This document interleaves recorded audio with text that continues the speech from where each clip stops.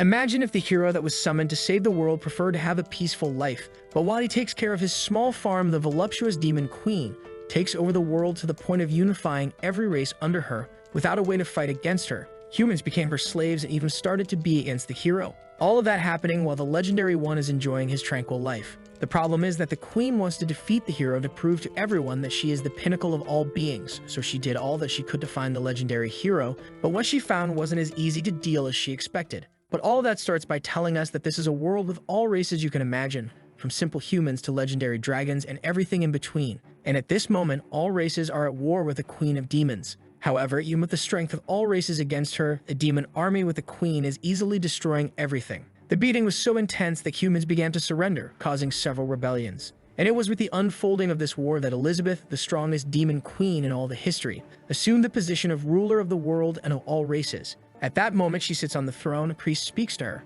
Elizabeth, do not think that you have won. In the future, our hero will come and will completely defeat you. One of her minions comes and kicks him in the head, telling him to respect the queen. This minion of hers is a human who was trained to be the hero, the savior of the prophecy, but he betrayed all of humanity. He takes on a demonic form and moves towards the priest to kill him. But suddenly, the queen tells him to stop and asks the priest, "What is this talk of a hero and a prophecy that ends in the queen's defeat? You filthy human, explain what this means. There are more than 1,000 worse ways than death to make you suffer." The priest explains that the prophecy tells that when a hero appears and removes the sword stuck in the ground, it will be the day when humanity will destroy the demon race and regain control of the earth. The sword is there in the central hall. If you want, go take a look. She goes there, stares at the sword, and thinks, so when the warrior pulls this out, I will die. Interesting. Let's see when that's going to happen. Then she prepares her entire army for the arrival of the so-called great hero, and a year passes, then 2 years pass, but then 3 years pass, 4 years, and there's no one left properly guarding the castle entrance. 15 years later, where the hell is the hero who hasn't shown up yet? Life in the city has even returned to stabilize. The races are all living peacefully. Trolls, lizards, humans, elves, all living in peace. And because of this, most people don't even want the hero to return. They are insecure because they know that if the hero returns, there will be a war. A lot of people will die, and they will have to rebuild the entire empire again. Even a faction against the arrival of the hero has been created. No one wants the hero to come. In the hall, the queen asks, "Does anyone have any news of this bastard who hasn't come to kill me?" The elf tells her that she has contacted all the trees, plants, and insects on the entire planet. No one knows where the so-called hero is. The dwarf says he's dumb and can't collect any information. But of all the weapon shops and blacksmiths in the world, no one has heard of the hero. The trader who is now representing the human race says he doesn't even think it's worth worrying about anymore. Probably the hero doesn't even stand a chance against the queen anymore. But the bull demon who is on his side there already warns. Be careful, the queen is not afraid of the prophecy. She wants the prophecy to happen. She wants the hero to come here and fight her. Better not talk too much about it because she's been irritated for 15 years. The elf says, in fact, this prophecy is probably a farce, and this hero doesn't even exist. At that moment, that guy who had warned the queen that the hero was going to come and kill her enters with a sign from the Anti-Hero Arrival Association. The guy changed completely. Angry, the queen grabs him there with her hand of darkness and asks, "You didn't say there was going to be a hero of prophecy who was going to come and pull this damn sword here? Where is he?" The WoW #1 fan of her says that in fact she is so strong that the prophecy even failed to activate because humanity couldn't create a being as powerful as her. The queen's minion agrees with him. "That's true, my great queen. You don't even need to worry about this hero anymore. There's no chance for him." But he gets a thick tail slap in the face. The queen puts the priest on the wall and says, "Where is this damn hero? I've reached the top of the world, but I need to kill him. Otherwise, everyone will think I'm afraid of the prophecy. Where's this damn guy?" Shegan says she studied all the powers of this planet to learn the magic of the end of the world, just to face him. But where is he? At that moment, she stares at the sword and says,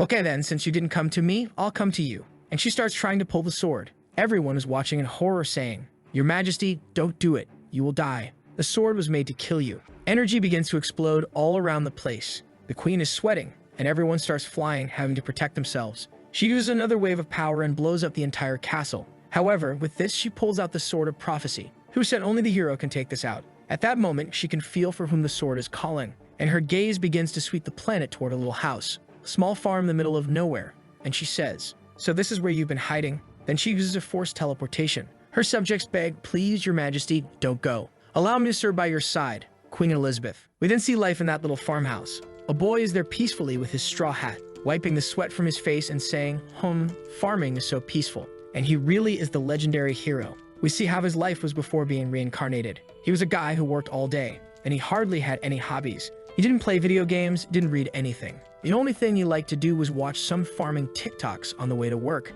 and he always thought, man, if I could live a life like this, just farming and without worries, it would be so good. And then he was transported to this world. The beginner system taught him how to do basic survival things, like using some weapons, how to hunt, and he really liked it. This had always been the farmer's life he wanted, but then the system started warning him. Congratulations, hero, you have completed the beginner stage. You can now start your adventure. But he thought, why start the adventure? Well, it's so peaceful here on my farm, I'm not in the mood. The system explained. After you leave the beginner village, you will encounter many people in this world. You will learn many skills and magics. You will learn swordsmanship and become stronger. And when you become the legendary hero, you will kill the demon queen. Please start your adventure now. But he thought, I'm not interested in killing the demon queen. Let her be. I just want to stay here and live peacefully. But the system kept insisting. No, you can't do that. The demon queen is killing everyone. Please start the adventure. Start the adventure. Every day he was spamming this to the protagonist. But he soon realized that besides complaining, the system couldn't do anything else. So he decided to live there forever. Since there's the beginner village where the hero starts, it comes with a protective barrier to increase survival chances in the beginning. So the place is undetectable, and time there still flows differently to help the hero evolve more. The days are much longer. He can plant, hunt, forge, meditate, all in the same day. Sure, he still doesn't understand anything about swords and magic, but that's not important. He doesn't feel like leaving here anyway. He'll just stay here with his simple life, doing his farming, very peaceful. But then one day, the system got angry and started cursing at him, saying he was only exchanging points for farmer items. And that was a disgrace. It was a shame for the system. He was brought here to kill the demon queen. With that, the system collapsed and exploded. Since then, he never received a message again, and life became more peaceful than ever. He's there on another day of his collection, saying it's time to eat. He realizes he forgot his little axe out in the forest, so he'll have to go back. But at that moment, the skies began to darken and gather energy, and the protagonist thought, oh no, just now. On the other hand, the queen appeared in the sky saying, finally found the legendary hero of all prophecies. Our hero was running because he left some clothes on the clothes line with some fish. And if it rains, everything will get wet and ruin. While taking things off the clothes line, he feels relieved. Thank goodness I managed to get here in time. If it had rained, my fish would be wet, my clothes too. I wouldn't even have anything to wear tomorrow. At that moment, a mechanical dog beside him starts barking. Our protagonist tells him to go inside because it's going to rain, but the little dog nods, indicating for him to look up. Our hero thought, what's that thing up there, son? The queen, hearing this, gets irritated. What do you mean by calling me a thing? He realizes she's getting angry and apologizes. I wasn't seeing clearly. You're kind of far away. The queen decides to check if he's the hero and sends something in his direction. When it gets to his side, it's the sword that surrounded him and went straight to his hand. So it's confirmed, right? He's the hero. On the other hand, our hero is all scared. He doesn't even want this sword, telling her, take it back, I don't want this thing here. The queen, seeing that he doesn't even want the sword, starts getting irritated, thinking, is he hiding his true power? I, Elizabeth, the strongest demon queen in history, I will obliterate you. The protagonist is dying of fear and annoyed because the system had said it was impossible to find him there. The little dog keeps barking at the demon queen, and the protagonist finally understands. Following the logic of the prophecy, it was inevitable that one day they would meet. So there's not much more to say. He drops the sword and walks back home as if he's accepting his fate. I'm going to die anyway, so I'll die peacefully in this house here at least. I've never practiced anything. I have no sword skills. I have no magic, so I'll lie down in this bed and be blown up. However, from the queen's perspective, she interpreted everything differently, as if he had told her that he didn't even need to defend the house, that only his little dog was more than enough, and that she should come at him with everything she has. Obviously, she didn't like that. This cursed hero is arrogant. She immediately sends a bunch of meteors towards the house. However, the little dog starts calculating her power.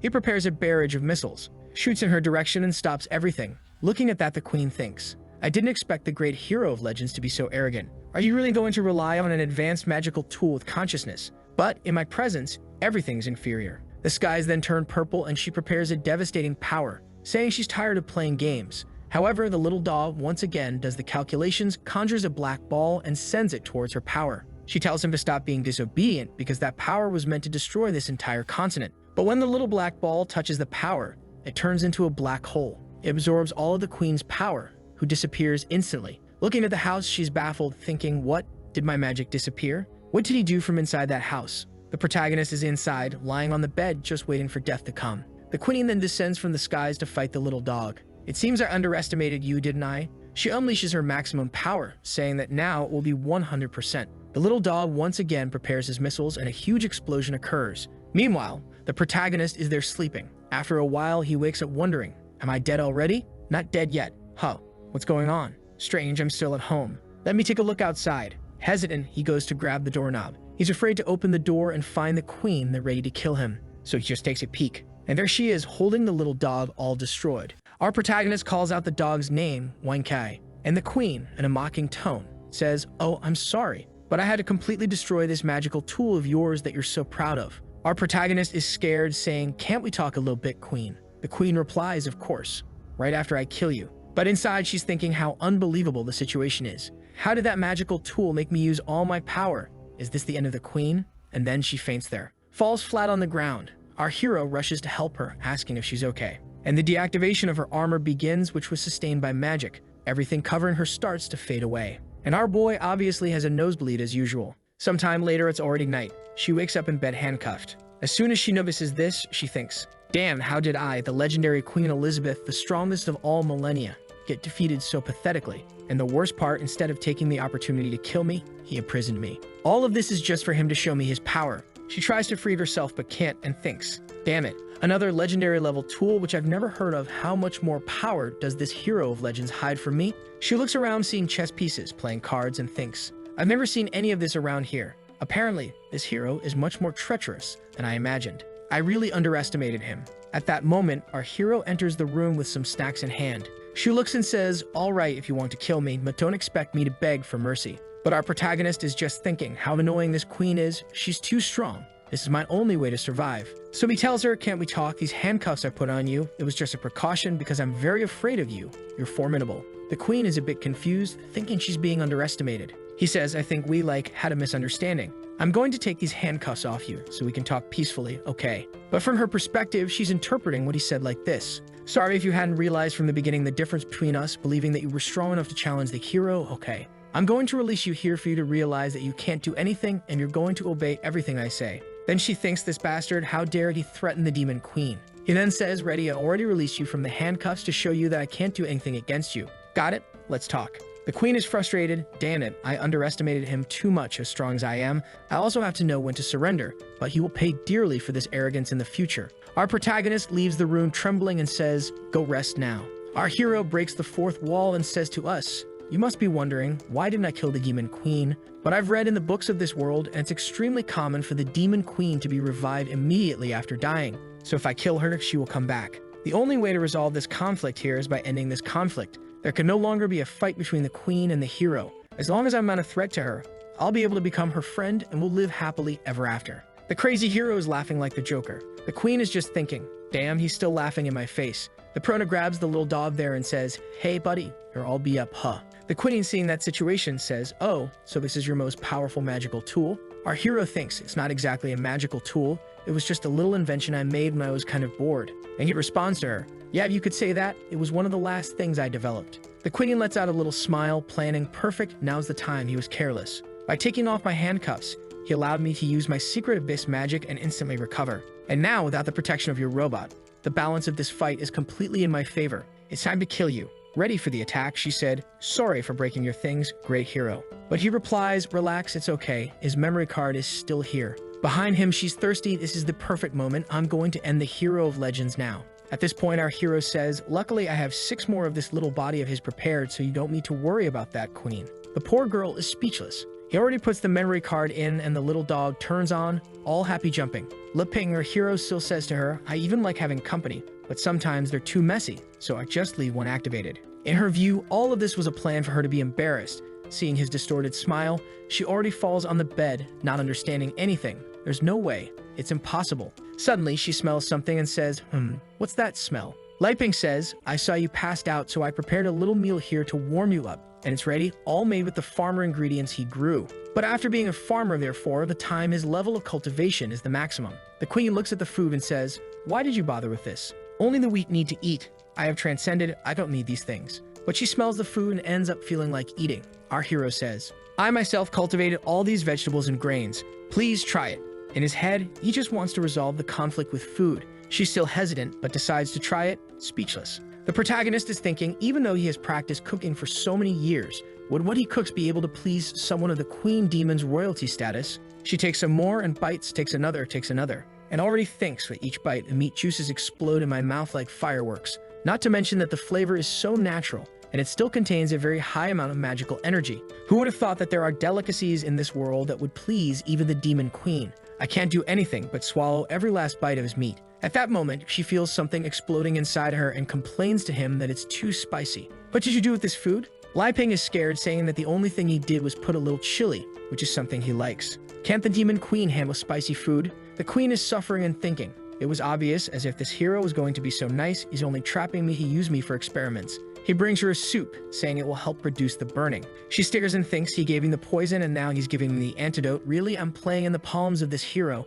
It's such an uncomfortable feeling, though. Suddenly, she transcends and goes to heaven with the protagonist's meat in her mouth. The taste is so comfortable, so peaceful. The war between the demon queen and the hero, none of that matters to me anymore. I'm going to forget everything and live quietly, because I finally discovered how insignificant I am. The food has such a high magical concentration that it even evolves her. Getting stronger, she gets confused. She looks at him and says, "Stop pretending. What do you want from me?" Lai Ping, feeling awkward, says, "What do you think? I just wanted to do some research to see if the demon queen and the hero could live together." But she interprets it differently. In this world, you are the only one qualified to be my research slave. Since I'm the hero, so come here, I will help you get stronger to see if one day you can beat me. Our protagonist asks, "Do you agree with this? I'll keep making delicious food to serve you." While the queen is losing her mind, saying that a knight may die, but not passing so much shame, especially her, demon queen. She is sure that the protagonist's plan is to make her stronger to see if she has any chance of facing him. Thinking about it, she turns there, goes to the bed, stands up, and announces,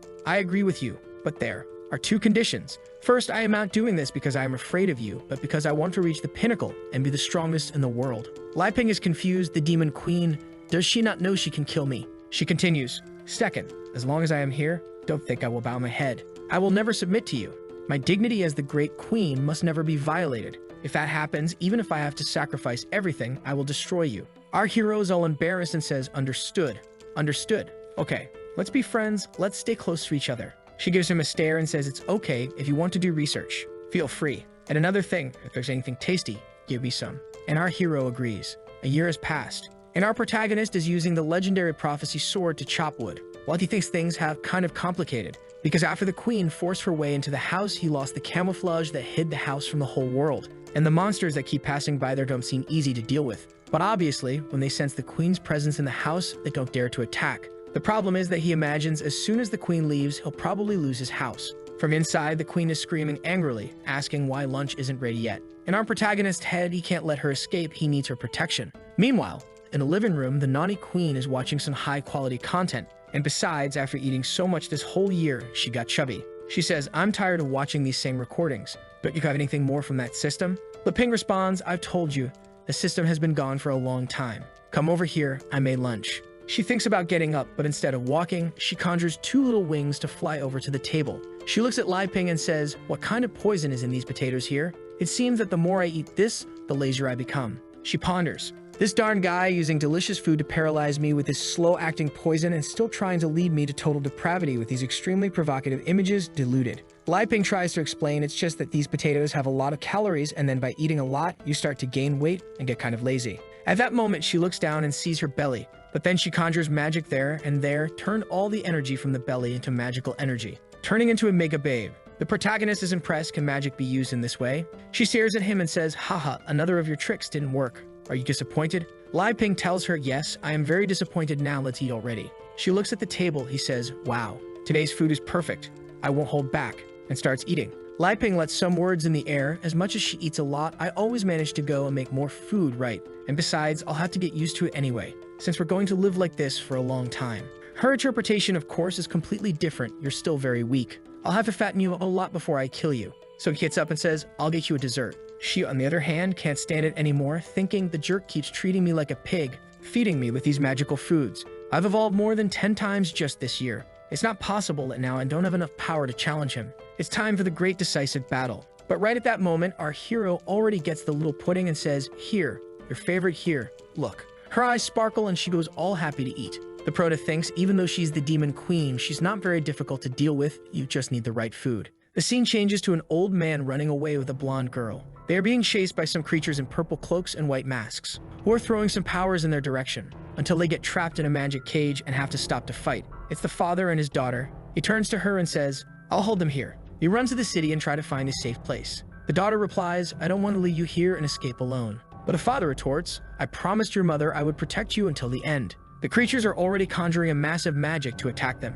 The father then says it's time to use the strongest power of all and sends a slash of white light that cuts the enemy who was conjuring the magic in half. But the guy seems to be made of slime and already reassembles. The daughter tries to shoot an arrow, but her attacks just go through the monsters. The father warns, there's no way you can help with your arrows, just run to the city and flee. The monster comes to punch her, but the father manages to defend. But unfortunately, he is thrown far away, hits his back on the rock, and is already all bloody. Almost dying, he says, don't come help me, just run away. Then the creatures begin to gather and transform into a giant monster. The daughter says to the monster, please, I'll go with you. Just let my father go alive. But at that moment, she feels she's about to die. But suddenly, what seems to be a gigantic mammoth appears, crushing the creature. On top of the gigantic mammoth, there's a house. On top of the house, there's an elder ninja frog leader. And on top of the elder ninja frog leader's head, there's a doghouse with the protagonist's little robot. The frog speaks to the dog. Big brother, what are we going to do with these two harmless humans? The little dog replies, don't hurt them.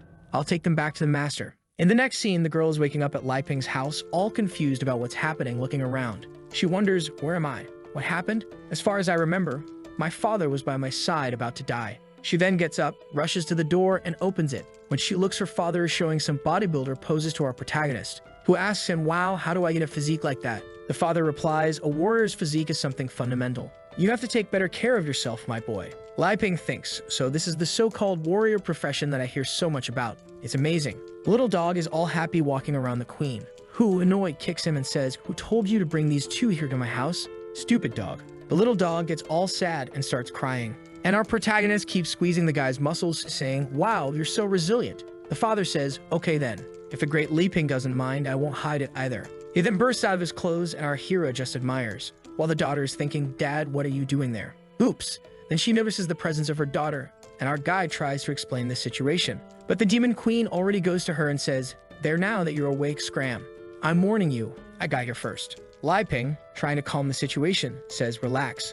Let's go inside. He then serves some tea and says, sorry for not having anything to offer you too. It's a rural place and I do everything myself. So it's all very simple. The boy looking asks, Dad, is this the miraculous potion you talked about that cured you instantly? Our protagonist is embarrassed. I think calling this a miraculous potion is a bit exaggerated. It's just a little boiled water with some herbs. The queen is furious on the side. Damn it. Why did this dog bring these two weak humans here? Is Li Ping not satisfied with just me? Am I not enough in this house? The father begins to explain the situation, saying that he was completely unconscious and vaguely remembers. But he remembers the dog bringing him, and then when he took a sip of the drink, he transcended instantly and was completely healed, becoming stronger than ever, and says, daughter, if it weren't for the great Li Ping, I could never see you again. She looks at the tea and thinks, wow, but this here is so precious. Can we really drink this? Our hero says, you adventurers are so humble, but relax. You can drink it, no problem. They thank him and start drinking. Instantly, both transcend, going through a myriad of events, ending up in the cornfield, crying on the ground, birds flying around, a circle with an alien ship passing by.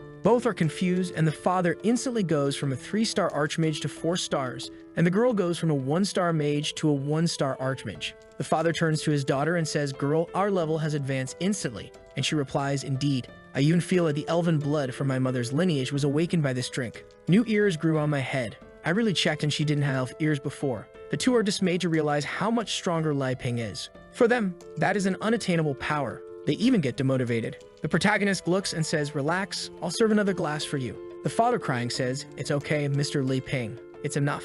The father is thinking, Mr. Li Ping is a heaven-sent person. I can't cause any more trouble for him. Our hero says, all right, thinking, I wanted to serve some different drinks and food. But unfortunately, Elizabeth took and hid everything. And if I take it to serve them, she'll kill everyone. And she's right there saying, everything here is mine. Don't even think about taking anything else. Our hero lets out a sigh saying, yeah, really you don't have anything else to serve. I'm sorry you were attacked, right? What happened? The father explains that they were attacked because of the elven lineage in the daughter's body. Her mother was a great saint elf. However, her husband was of the human race. And for elves, it is forbidden to marry any other race. So the protagonist asks, oh, so the elves are hunting you down. The queen interrupts saying, stop lying. The demon queen banned interracial marriage long ago when she conquered the world. The father said it's a long story, but since her mother had to return to the elven place, he had to hide his daughter all this time. Li Ping then asks, but even so, if they know where you are, how do they find you? The father explains that actually the mother was a sacrifice, and since she returned to the elven tribe, they are no longer being hunted.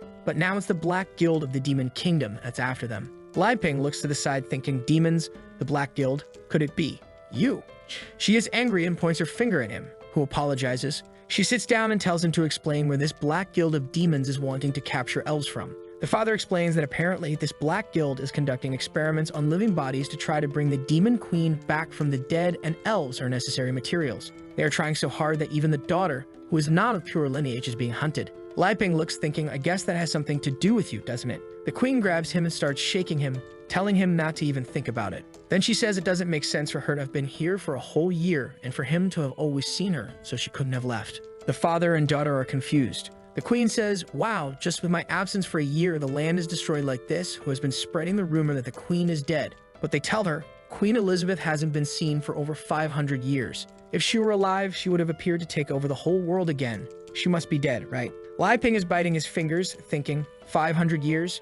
She's been living here with me for a year. The queen sits on the couch and asks, what are the rumors of her death? The elf explains that according to the great literary legend, the queen was destroyed by the legendary hero. The father continues, the battle lasted for over a month until finally the great hero sacrificed himself to protect the continent and died along with the demon queen. At this point, the queen gives a glare at the two and takes them to a death world. The daughter asks, Father, what place is this? The father says that it is her pure intention to kill the two. The queen then says, all this rumor is false, and he just agrees. Lai Ping said it must also be a false rumor because he is the legendary hero, at least that's what the system said. Father and daughter then are left without understanding anything. Lai Ping explains, and this one here, which you're all talking about, is Queen Elizabeth. The two start exploding with excess information. Their brains can't reason with all this. From the queen's point of view, the interpretation is different. Look at this fool here. I've dominated her for so long, she doesn't even know what to do, laughs in her face. With that, she gets the table angrily, saying she's not going to stay here entertaining them. Thinking, Dan Li Ping, you stinker, it seems like you only saved them to humiliate me in front of them.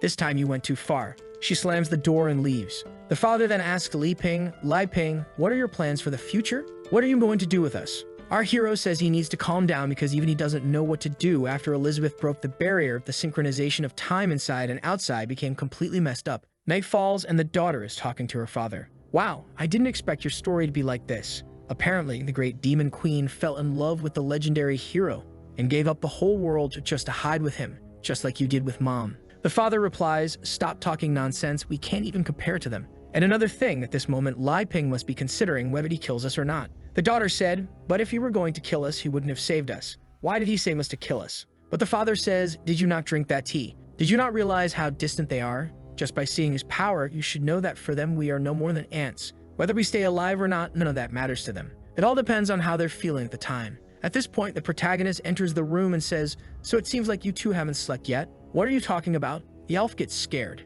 If you haven't slept yet, how about we play some cards? The father plays some cards. The three are then sitting around a candle. Lai Ping asks, did you understand everything? The father basically said that while the elf girl is thinking, it's like my father said, this here is Lai Ping's test to decide if he's going to kill us or not. Our hero then says, so now I'll start dealing the cards. The father swallows hard and says, Mr. Lai Ping, could I ask you what the name of this game is? The elf girl is terrified because there's an aura emanating from the deck. Our protagonist thinks I can't say we're going to play Landlord. The people in this world won't even understand those words. I know then he says, the name of this game here is Dragon Battle. Surprised, they say, Dragon Battle. Elizabeth, who is nearby disguised, also gets confused. Dragon Battle? What does he want to do with them? Lai Ping explains, you two brave heroes have to join forces to defeat the dragon. We'll decide who the dragon is and who the heroes are based on the cards we draw. The father and daughter stare at each other, both thinking this is definitely a test. Nasserim then says, I'll start dealing the cards now. Remember, choose very carefully. Lai Ping pulls his hand, I'll take a look at my cards first. The father looks at his son and says, we can't hesitate now. Draw your cards. All right, there's already a weird mana coming out of the deck. She then draws a card and the two are taken to another dimension. The poor girl is staggering, leaning on the ground thinking, this isn't good. Just by drawing a card, my mana was completely drained. I'm powerless. She looks at her father and says, I'm sorry. And he replies, it's okay, my daughter, leave the rest to me. Lai Ping asks, you want to be a dragon? He stares at his hand thinking, even though I don't have many big cards, it's still a pretty good hand. Not to mention there's a king. This isn't bad at all. It can win. The father and daughter say they have no intention of being the dragon. Lai Ping, on the other hand, is having fun. If I can get another 4 and an ace, I'll have a winning hand. He asked again, are you sure you don't want to? They reply that they don't. Lai Ping says, since that's the case, I won't be polite. And he puts his hand on the deck and draws 2. Then he throws an 8, a 10, and a queen. He is dissatisfied with the cards he drew and looks disappointed. The father thinks, what happened? We didn't do anything. Is Mr. Lipping dissatisfied with our performance? Nosa then says, I'll start with an 8. It's your turn, Uncle Beerus. Uncle is already sweating cold. If we can pass this test, he'll spare us. I can't give up, but I'm feeling. Every time I play a card, it costs me a few years of my life. My life force is being drained. Trembling, he says, I play a jack. The daughter says, Father, but he interrupts, saying it's okay. Leave it to me. She then says she'll pass. Lai Ping thinks about their strategy. Besides the royal flush, they can make a sequence from 7 to the queen. Only the 10 and the jack are left. Should I break with the pair? If I do, they'll play a 2. Thinking of various strategies but unable to come to a good conclusion, he says he'll pass too. The father asks, are you really not going to play? Lai Ping says no. The father is confused, thinking, this Lai Ping, he's making me play these cards to consume all my life. Since that's the case, I need to get rid of all this as quickly as possible. He then plays 2 queens, 3 6, 3 7s, according to the rules. This combination of cards is called Flying Dragon. I don't know what's going on, but it seems like all the life energy from his leg was drained. The price for this was a leg. The bigger the cards, the higher the price to be paid. A flying dragon appears between them and both are confused. What is this? The creature then uses a power and hits Lai Ping on the head. Elizabeth watching everything. The father is afraid, thinking he made a wrong card combination. I just offended the legendary hero. But our hero is very calm and says, well played. The father says, it's your turn now, Mr. Lai Ping. However, our hero responds, I'll just pass. You can go again. The father says, all right, and plays a 3, his fingers and leg already starting to feel lifeless. The elf daughter says she'll pass too. Our protagonist then says, my turn, and plays a 10. Both look at each other knowing they can't beat that hand. Lai Ping reveals 6, 7, 8, 9, 10, jack, and queen, a sequence. Now it's trouble for the 2 of them. Giant destructive waves begin to appear, and they are both drowning. The father tries to save his daughter, but it's hard to resist the waves. Until they both wake up breathless. I can't play. But our protagonist is calm. Now there are 3 kinds with a pair summoning a group of knights. The father tells his daughter he can't win, but the elf girl says, hold on, I can. The father tells her not to do it, it will cost too much life force and is very risky. But she says, I can't just hide. I also want to protect you and I'll play 3 of a kind with a pair. The knights then go against each other beyond. A battle in the skies ensues and only her knight remains. The father asks if his daughter is okay and she says yes. Lai Ping praises her move, saying, you really have to protect your allies even if you have to sacrifice your own cards.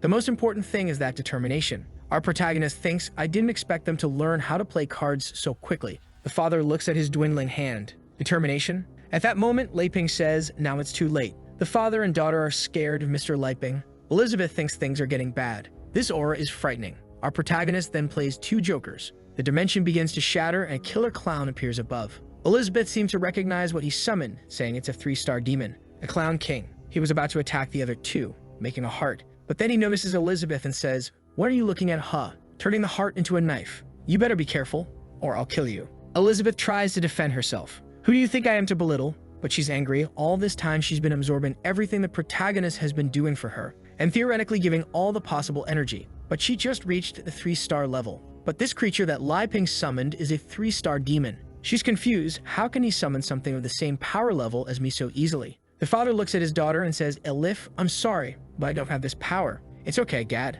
How can you blame yourself? It's all my fault. I annoyed Mr. Lai Ping. The poor man is spitting blood, saying, my life force. It's being drained. Lai Ping sees him spitting blood and asks, Uncle, are you okay? Thinking, wow, I don't think his injuries have healed yet. He sees the old man's hand that had 3 3s and 4 kings and says, wow, he could have won a long time ago. He was just letting me play with him. Man, I was so naive thinking I was good. It seems like I just disrupted his rest. With that, he says it's all right and takes all the cards. The dimension dissolves along with the demon, and he stands up, saying, sorry for causing trouble. The father and daughter can't understand the legendary hero, but they are relieved to see they are still alive. Elizabeth is angry, thinking, that ridiculous Lai Ping. He pretended to want to play cards with those 2 just to take advantage of this opportunity and hit me with that clown. The next day in the morning, the 2 are leaving and Lai Ping says, Uncle Bass, do you really not want to stay a few more days? The fruits I planted are almost ripe. He bows, we can't disturb you 2 anymore. Mr. Lai Ping has already been very charitable and gracious. We will never forget. Our hero is a little embarrassed and says, it wasn't that serious. The father says, don't worry. After we leave, we won't tell anyone about what happened here. The elf girl with presents in her hand asks Mr. Lai Ping, you still want to give us something so precious? But he says, it's just a little tea. No problem. Approaching the old man, he puts something in his hand and says to him, "Oh, and here's something for you too. A memento for you, uncle." The father looks to see what it is, and it's the deck of cards. Li Ping says, "You can keep that. My card skills are very bad. I'm not cut out for this." Then Elizabeth appears, saying, "Hey." He looks at her, and she just opens her mouth. "Go ahead. Get out of here." They both run away, and Li Ping is left somewhat confused. She enters, "Well, now that everything is back to normal, it's time to make some food for this queen here." Our protagonist simply agrees. The father and daughter are running as fast as they can. The daughter asks her father to stop, saying, "I can't take it anymore." But he tells her, "We can't stop. First, there was that game of the legendary card test, and then a threat from the demon queen." And then he remembers the night before. The two of them were in the room, when suddenly Elizabeth appeared and cut off their heads, saying, "I, Elizabeth, command you two to leave this place tomorrow. You must not reveal any information about this demon queen and the legendary hero to the world." The two replied, "Yes, Your Majesty." The queen explained, "If you have any plans to go against this queen, your head will be destroyed immediately by the curse on your neck." The father then tells his daughter, "Who would believe that the truth of the story is that the great hero Li Ping grew tired of the world's conflict and didn't want to cause harm anymore." At that moment, the daughter says, "Wait, isn't this place familiar?" He takes a look. "Huh, did we run this far?" The little dog nearby thinks, bringing them here should be enough for them to stop bothering the master and that evil woman. In fact, they didn't run that far. The little dog just grabbed the two and took them on a rocket ride. The daughter then says, "Are the bodies of the Black Guild apostles still here?" The father starts looking around. There must be several types of high-level demons nearby. We have to get out as soon as possible. The little dog looks at something approaching and thinks, "What is that? Whatever. I'm going back home to keep being beaten by that wicked woman." Those who felt sorry for the little dog being beaten up now know that he quite enjoyed it. In front of the two, a legion of shadows appears. One of the demons that appears lets out a hee-hee, and the others follow with a goo-goo. The father says, "I recognize that one. He's the great apostle." And he's a 2-star spiritual demon. Besides, there are several 4-star and 3-star spiritual demons, while the father and daughter are just 2 great mages of 1 star. She grabs his arm and says, "Dad, the difference in strength is too great. Leave me. You can escape." But the father is now motivated. "I know the difference in our strength is really huge. But after seeing the realm of those two, these apostles here are nothing. Your father used to be called the Iron Heart of the Heroes." He points the deck in their direction. "Daughter." The demon is scared. The father says, "Since your mother returned to the Elven tribe, your father has been taking care of you and being cautious. But I was wrong. Escaping won't solve the problem. If we can solve this, I'll take you back to the tribe and go after your mother." He activates a quad invocation, descendant of the god of the 4-card arrow. An elf appears in the invocation. It's literally her mother. The mother grabs a giant bow and arrow and sends it towards the creatures. Upon contact, the creatures are instantly destroyed. Everyone is being evaporated. The great apostle tries to hold onto the arrow and seems to do so effortlessly. But the arrow in his hand continues to gain strength. After some resistance, his head explodes. The father puts away the deck, the elf disappears, and he falls to the ground. The daughter runs, saying, "Dad, Dad." The father says to her, "It seems your father must change professions. From now on, a new profession has been born on this continent, the Master of Cards." And the elf creates a hole in the path. A week later, everything is calm in the protagonist's little house. He thinks, "This magical world is so amazing. My attempt to create a hybrid fruit was very successful. But without someone to share the joy of the harvest, it always feels like something is missing. Knights, demon queen, warriors, elves. I originally thought I was content with a peaceful farmer's life. But after coming into contact with the outside world, my heart isn't so calm anymore. I want to see what's on the other side. People are always like that. They get one thing and want two. But I'm so weak. Forget it." The demon queen appears in front of him out of nowhere and says, "You seem a bit down. What are you thinking?" He responds, "I don't know. I guess I wanted to go out and see some things, but never mind. I'm too weak." She gets excited. "Finally, you're interested in leaving this place? Well, come with me on a trip." But inside, she's thinking, "I understand that the outside world isn't comparable to you, but your attitude there is already too arrogant." Our protagonist, hearing the invitation to travel, is surprised. Really? In his head, it's a completely different story if I'm out there with the protection of the demon queen. She tells him to stop talking nonsense and change clothes quickly. The two then put on their adventurer clothes. The queen says to him, "Wow, I have to admit, not only your cooking skills, but your sewing skills are also impressive." He replies, "Of course, those are my specialties." Meanwhile, the little dog is barking there, wagging his tail. She snaps her fingers, creates a teleportation, and says, "Well, let's go. We'll reach the nearest city." Li Ping is impressed. Wow, what a convenient ability. The two then start heading towards the portal, but he says, "Wait a minute, Elizabeth. I have some questions after we go. First, you're not going to leave me alone, right? Second, will you control your emotions? Third, can you be discreet?" However, her interpretation as always was completely different. First, don't go without my permission. Second, you better control yourself. Third, don't use magic or you'll ruin my adventurer's fun. She just agrees, saying, I got it. But Li Ping says, lastly, after seeing the outside world, will you come back with me? In his head, he's afraid that if he goes out with her and she doesn't come back, he'll be attacked without the barrier. She only agrees with this thinking. Before defeating that evil hero, the outside world meant nothing to me. Li Ping says, really? You'll come back? She then says, I'll come back, but you'll have to agree to a condition. Li Ping asks, what? The queen tells him, when we return, I want you to make me a super luxurious fruit pudding. Li Ping is a bit confused. A pudding? She says yes. Any problem? He says no, and they leave. The two leave, and the protagonist's little dog stays there. They enter the portal and appear in the city of Bolster. Several knights, creatures. Our protagonist is impressed. Wow, this place is amazing. It's like I've entered another world. Look over there, Elizabeth. There's even an equipment shop. And wow, look at this. They're selling ingredients, but this doesn't seem to be just pork. He starts going to all the stalls happily. However, Elizabeth is thinking, 500 years have passed here, but it seems that the changes weren't that significant. Our protagonist, looking around, thinks, this doesn't seem chaotic at all compared to how the old man described. She's feeling proud. This is because I established a very strong foundation here during my reign. In the original world, various forces were in conflict and the situation was chaotic. But I used my absolute strength to suppress everyone and establish a set of rules that made everyone treated equally. So I was the one who really saved the world, not the so-called legendary hero. After this speech, she looks to the side, and where's the so-called legendary hero? He's more interested in a little girl there selling teddy bears. Wow, the details of the stitching are so delicate. They're very well done. Did you make this, little sister? The girl says, yes, I did. If you want, I can even offer you a lower price. But then a pig-headed guy appears, kicking and shouting. Who gave you permission to open a store in this place? Stinky girl, your church owes protection money to my gang. And Nick, you had the courage to come here and open a store on my street? The poor girl's brothers are all shaking, and he grabs her by the neck. But she says, but you never even protected us. Why should we have to pay you any money for protection? The pig tells her, since last month, this street here is now the territory of the Beast Gang. If you want to survive in this place, you'll have to pay monthly tributes. The little girl says, that's not true. This church belongs to the nun. When she returns, you'll be in trouble. The pighead says, so it seems like you're still misinformed, huh? Or are you pretending to be ignorant and not wanting to understand this situation? Today, I'm going to kick all the orphans out of this place and destroy this broken church. Our protagonist tells the pig to stop it, and the pig asks what he's going to do if he doesn't stop. Elizabeth, watching from afar, thinks, my God, why are you getting involved in these matters? Leave these people alone. But our hero signals with his hands, asking for her help.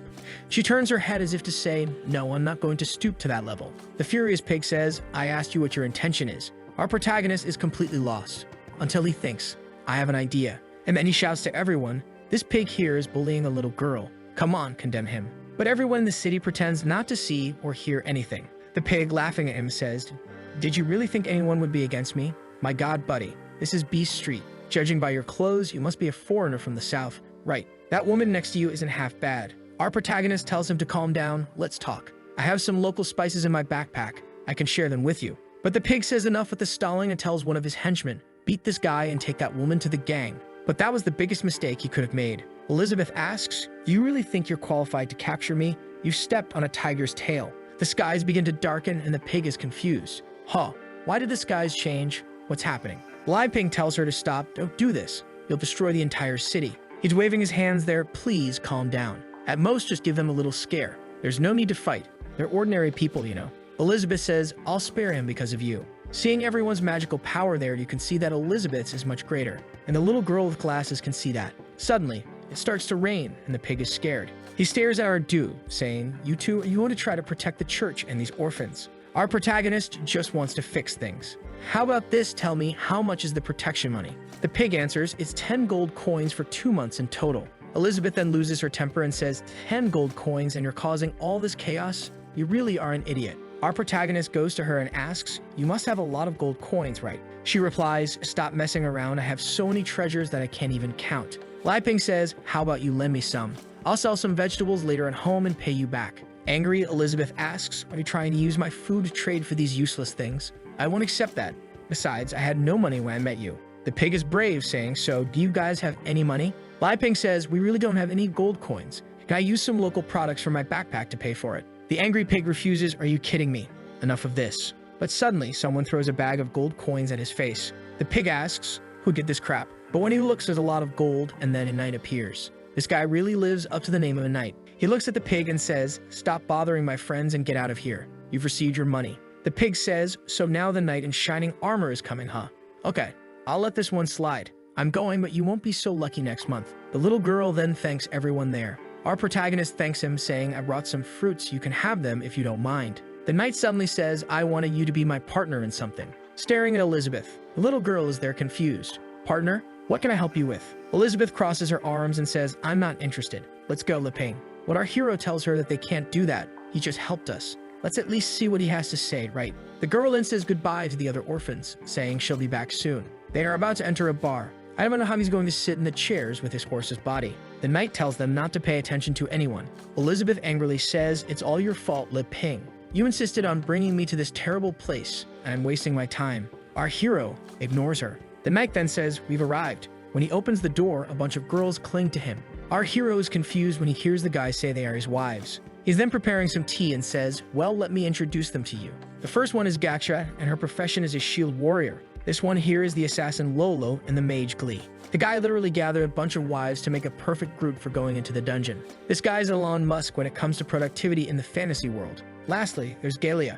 She's an incredible elven archer. Liping asks, so she's of the elven race? I also met a girl who had elven blood. Elizabeth impatiently says, enough of this chatter. This is a waste of time. What's the deal you wanted to talk about? We need to leave soon. One of the horse guy's wives seems not to like that and says, Master, what's with this woman? Her attitude is very irritating. Elizabeth stares at her and says, that's how a queen should act. Do you have a problem with that? The assassin says that Elizabeth is quite funny, even calling herself a queen. Master, is this girl's brain functioning? Look at the shape of her ear. She probably has a mediocre lineage with a little elven blood. What is she doing in front of me? I personally advise this woman to be quieter. Elizabeth says, if you really want to bring destruction to this place, don't blame me. The little one runs ahead and says, calm down. Let's just have some pudding. Phew, I'm glad I made some. He then explains we came from a distant place, from a tribe with no name, just to travel here. She is the princess of this place. Her name is Elizabeth, and I am her servant, Leping. The wives continue to criticize. No wonder you act so weird. Apparently, you're the princess of a place that has never even seen the world. Your name is Elizabeth? You must be from a terrible place that worships that demon queen, right? Our hero asks them to stop, let's take it easy. She's still adapting to cultural differences. The knight then says, well, let's talk business. I want to invite you three to join a treasure hunt in a dungeon. But he's thinking, that demonic aura she emitted on the street is not something a queen of an isolated tribe should have. Could it be? Liping is curious.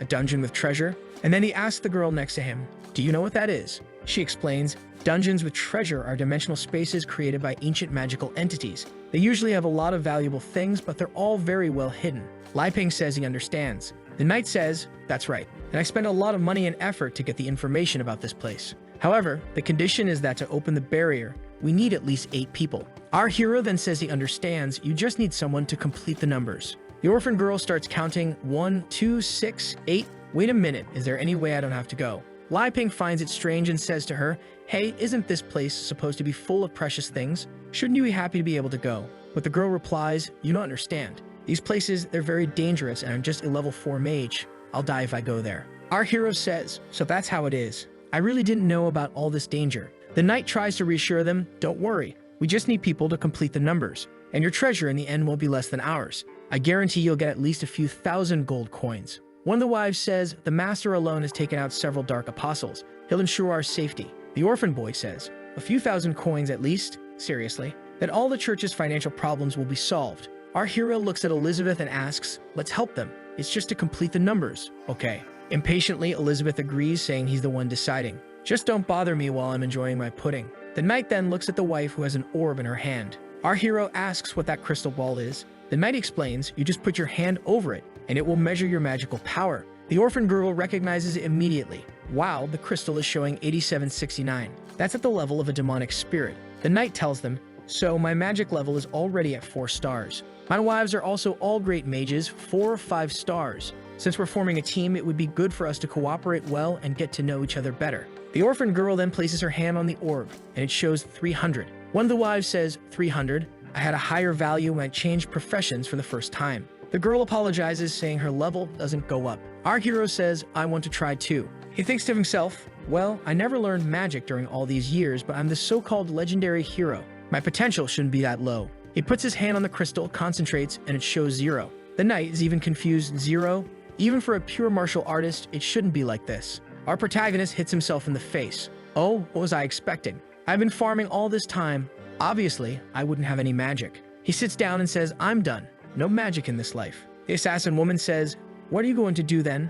Apparently, you're useless, right? Lai Ping replies, I'm pretty good at farming. Speaking of which, these fruits I recently harvested. You can even try them. Boy thinks, my god, look at this bumpkin. You can keep this trash for yourself. You really are just a servant. The knight says, Princess Elizabeth, it would be nice if you tried too. Lai Ping says, Elizabeth, just cooperate with them for now. She agrees, thinking, how annoying, he wants this queen to accompany this game with these ignorant mortals. She taps the orb using her power and a glow begins to emanate, making it impossible for anyone to look at. Lai Ping is afraid that if Elizabeth's identity as a demon queen is exposed, it will cause a lot of trouble. Elizabeth says she knows, and since they rarely go out, she'll join this game. She lowers her power and precisely puts in 8,768. The orphan girl says, wow, it's identical to the knight's power. She's also at the level of a demonic spirit. The wives think it's impossible.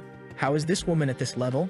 Lai Ping sighs, phew, thank goodness. The knight tells her, wow, amazing, you really were the princess of a kingdom. With your entry into our group, the chances of getting the treasure will increase a lot. The orphan asks, how are we going to get to this place? The knight looks at one of the wives and she uses something. With that, she activates a teleportation scroll and opens a portal above everyone. In the next moment, everyone arrives at the dungeon. Lai Ping is excited, happy, wow, I even got a little dizzy with this. The orphan feels some strange aura in that place. Elizabeth, on the other hand, has just arrived but seems bored. The knight then says, let's not waste time, let's go straight to the treasure room. Elizabeth suddenly says, you know what? I'm not feeling it.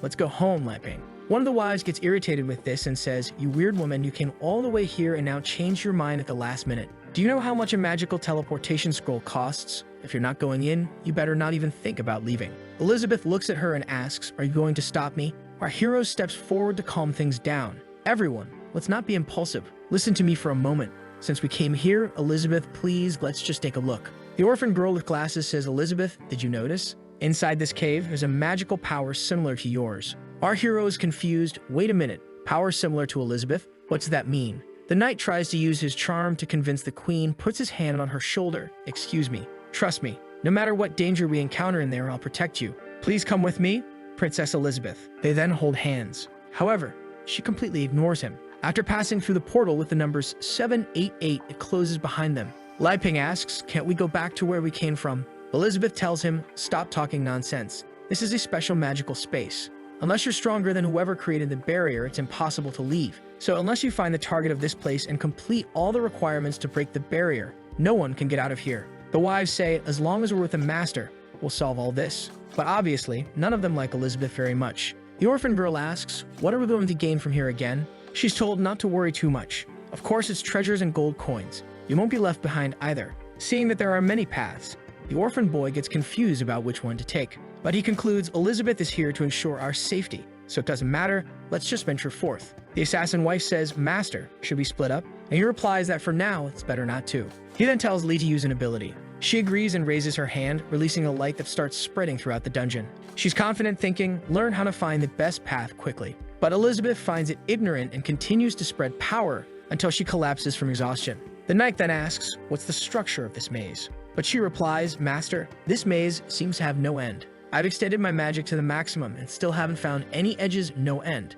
I don't know where this ends. Everyone thinks it's impossible. Her magic extension goes up to 3 kilometers. The elf says, what if I use my spiritual divination? It's not great because the accuracy is 34%. The assassin interrupts, I suggest we split up and work in groups. I can use my clone technique to help everyone. Lai Ping asks Elizabeth, do you know how to get out of here? She replies, of course, this maze is just an illusion, but this bunch of ignoramuses will never get out of here. Lai Ping tells her, hey, then why don't you help them? We need to repay the favor of that guy as soon as possible. Elizabeth says she's changed her mind. She doesn't want to help anymore and just wants to see everyone die. Suddenly, the orphan girl with glasses points her finger. If we go through the 3rd cave, we'll reach our destination. Elizabeth looks at her strangely. Our hero asks, how do you know? The girl replies that was just a guess. I just felt that there's a special magic coming from that direction. The mage wife gets angry and retorts, stop talking nonsense. I didn't sense any magic from there that you're talking about. A weakling like you shouldn't be making these random comments. The meek girl apologizes.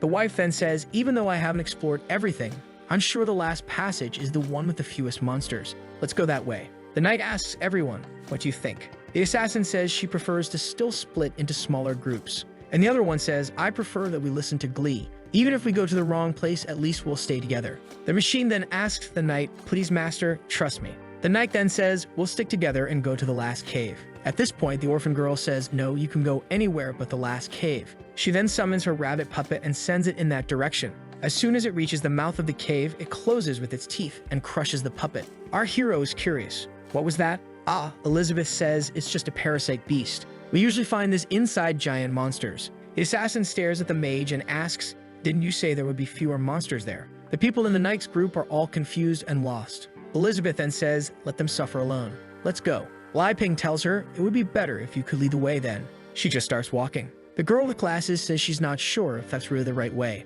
The assassin looks at the knight and says, Master, should I use a clone to follow them and gather information? The knight replies, she just saw the horror of that killer worm. She wouldn't be able to make such a choice calmly without being confident. It seems Elizabeth's background isn't as simple as it seems. We'll follow them. And with that, everyone enters the same cave. And inside, there seems to be a lizard with a golden eye.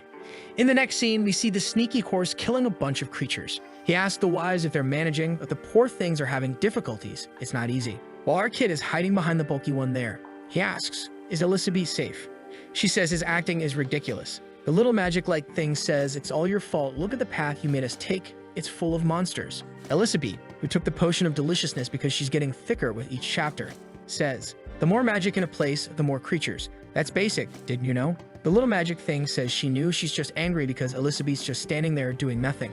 Elizabeth says she's standing there because the little magic thing said she'd handle everything, so handle it. The night horse says, Glee, calm down. Looks at Elizabeth and says it's an honor to escort her. Now the mage is even angrier. This cursed one is embarrassing me and even seduced my master. Then the archer asks, Master, why don't we rest a bit? The battle was very long. However, Elizabeth says, no one here will rest. This queen doesn't have time to waste with you. The assassin wife says, if you're so good, why don't you continue alone then? Obviously, everyone agrees with that. The horse says, Miss Elizabeth, please listen to me. It's better if everyone rests and stays together in this place. Let's at least drink some elven potions to recover our stats. Lai Ping gets curious, elven potion. Elizabeth stares at him and asks, what, you want to drink this? He replies, I've never drunk it, I wanted to try, you know. I don't know what it tastes like, maybe it will inspire me to create different things. Elizabeth thinks this damn kid is so used to eating good stuff that now he wants to eat garbage, but okay. Around the campfire, the little magic thing is saying, wow, this elven potion is so good. The buff one next to her says it's good indeed, but she's more concerned about how long it will take to find the treasure. Gilia, who is the elven wife, says, this one is my special potion already going towards Elizabeth. You can increase any kind of status just by drinking it. If you're so powerful, you don't even need it, do you? The knight tells her, Gilia, don't be so rude to her. She apologizes there and throws a little potion. The queen takes it without caring much and throws it into our protagonist's hand. He asks, huh, Elizabeth, don't you want it? I'll drink it then. Already drank it all. However, our kid immediately throws up, damn, the taste of grass is so strong in this. You can't drink this. Do you want it for yourself, Annie? Annie says, sorry, Lai Ping, I haven't used much magical power, so I don't need it. Obviously, Gelia didn't like that and says it was a waste to give such a good potion to idiots like you. Elizabeth then throws it on the ground saying, all right then, I'll spend this on you. Now Finna got angry shouting, wait, what did you do with my potion? Elizabeth is very calm staring and says, what do you think I did? Lai Ping goes to the backpack and says, calm down and no fighting guys, I have something for everyone. Let me find it.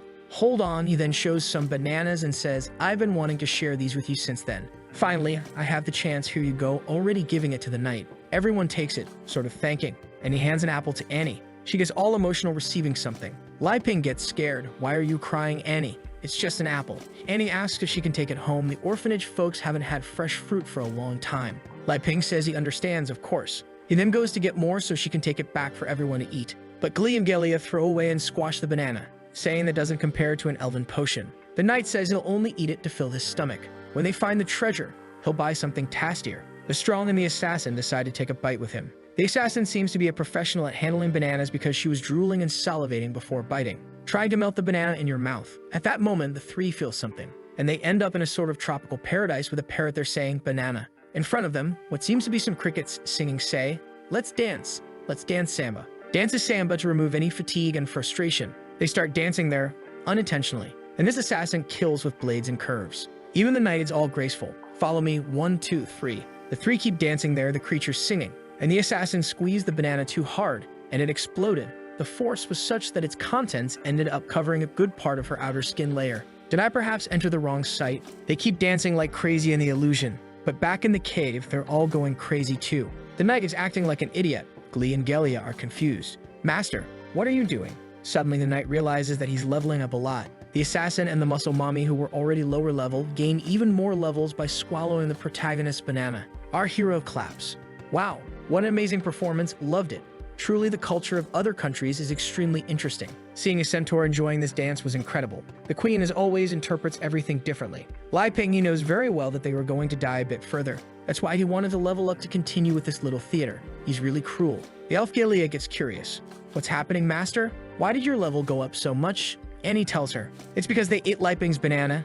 Yahello looks angrily to the side. What nonsense are you talking about? As if these bananas were bathed in holy water? But the muscle mommy says, Yahello, you have no idea. This banana made me advance straight to a demonic 2-star level. The assassin is confused too. After she drooled and smeared the banana, she advanced straight to the realm of demonic sovereignty. Was there some enchantment in it? Even the knight is confused. I was already strong, but this made me advance 3 stages directly. It's unbelievable. He looks at our kid and asks, Li Ping, what's the origin of this banana? He's confused. I don't know. The knight says, what's the problem? You can't tell. Li Ping says, I don't know what to say. It's just a regular banana. There's nothing special about it. The knight says, I can tell it's a hybrid harvest. Li Ping explains, yes, it's a hybrid harvest. The process is all natural and organic. It's time for 2 more gluttons to eat Li Ping's banana. They go slowly. However, just as the 2 are about to touch lips, the banana rots in her hand. The elf says, ew, this is rotten. What is this? Annie says, it's because of synchronization.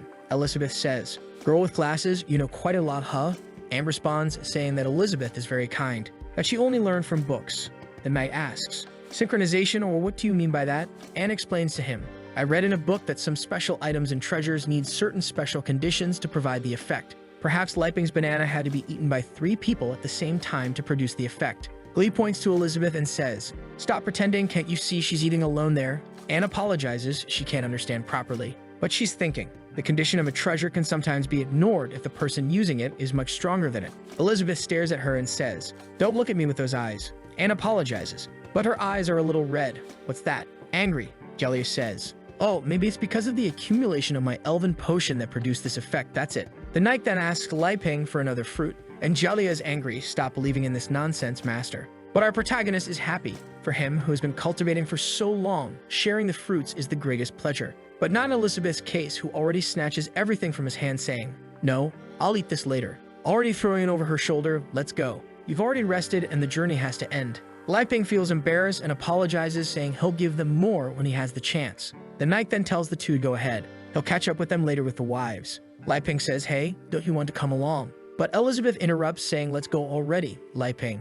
Li Ping then says to everyone, see you later, bye. The drooling and greedy assassin has a wicked little plan. Master, should we steal that backpack from them? The muscle mummy also says maybe they have something even better hidden there. Look at the greedy knight also enjoying the big banana, saying, no rush. It's not the right time yet. Looking at Elizabeth, he thinks the way she carries that treasure shows she doesn't care about it. Someone from a remote tribe wouldn't act like that. He licks his lips thinking. Recently, one of the 4 major powers in the kingdom is offering a reward for information about the lost princess. Maybe she's right in front of me.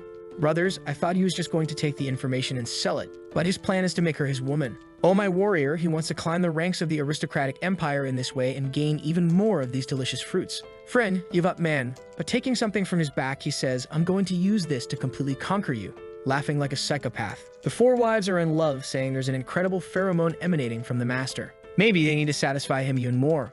Look how many he has some item to have so many women. But in the background, the labyrinth has a bunch of eyes staring down the path, and the leader of the Shadow Wolves is watching when he sees our people coming and runs away. Li Ping asks the Queen, Elizabeth, this labyrinth is getting darker and darker. Is the exit really here? Elizabeth says, I've already explained to you, the labyrinth is just an appearance, we're already getting there. We then see something coming from the sky, taking a peek at them. Anne warns Li Ping something is getting close. Suddenly, a beam of light comes out and something happens. Li Ping is there coughing. When they look ahead, the knight appears saying, oh, sorry for making you wait. The wives seem to be all under some kind of spell, all sweaty and red. He comes all seductive saying, I was a little late. Forgive me, Miss Elizabeth. Can I serve you for the rest of my life? You can even sit on my back if you want. She just interrupts him saying, get out of my way. You're not even qualified to be my mount. Elf Yahello gets angry. You're arrogant, shameless woman. How do you treat my head? Cut off from one moment to the next, the elf died. Everyone's pupils shrink in shock. Some rocks start falling from the ceiling. When they look up, there are some insects coming down.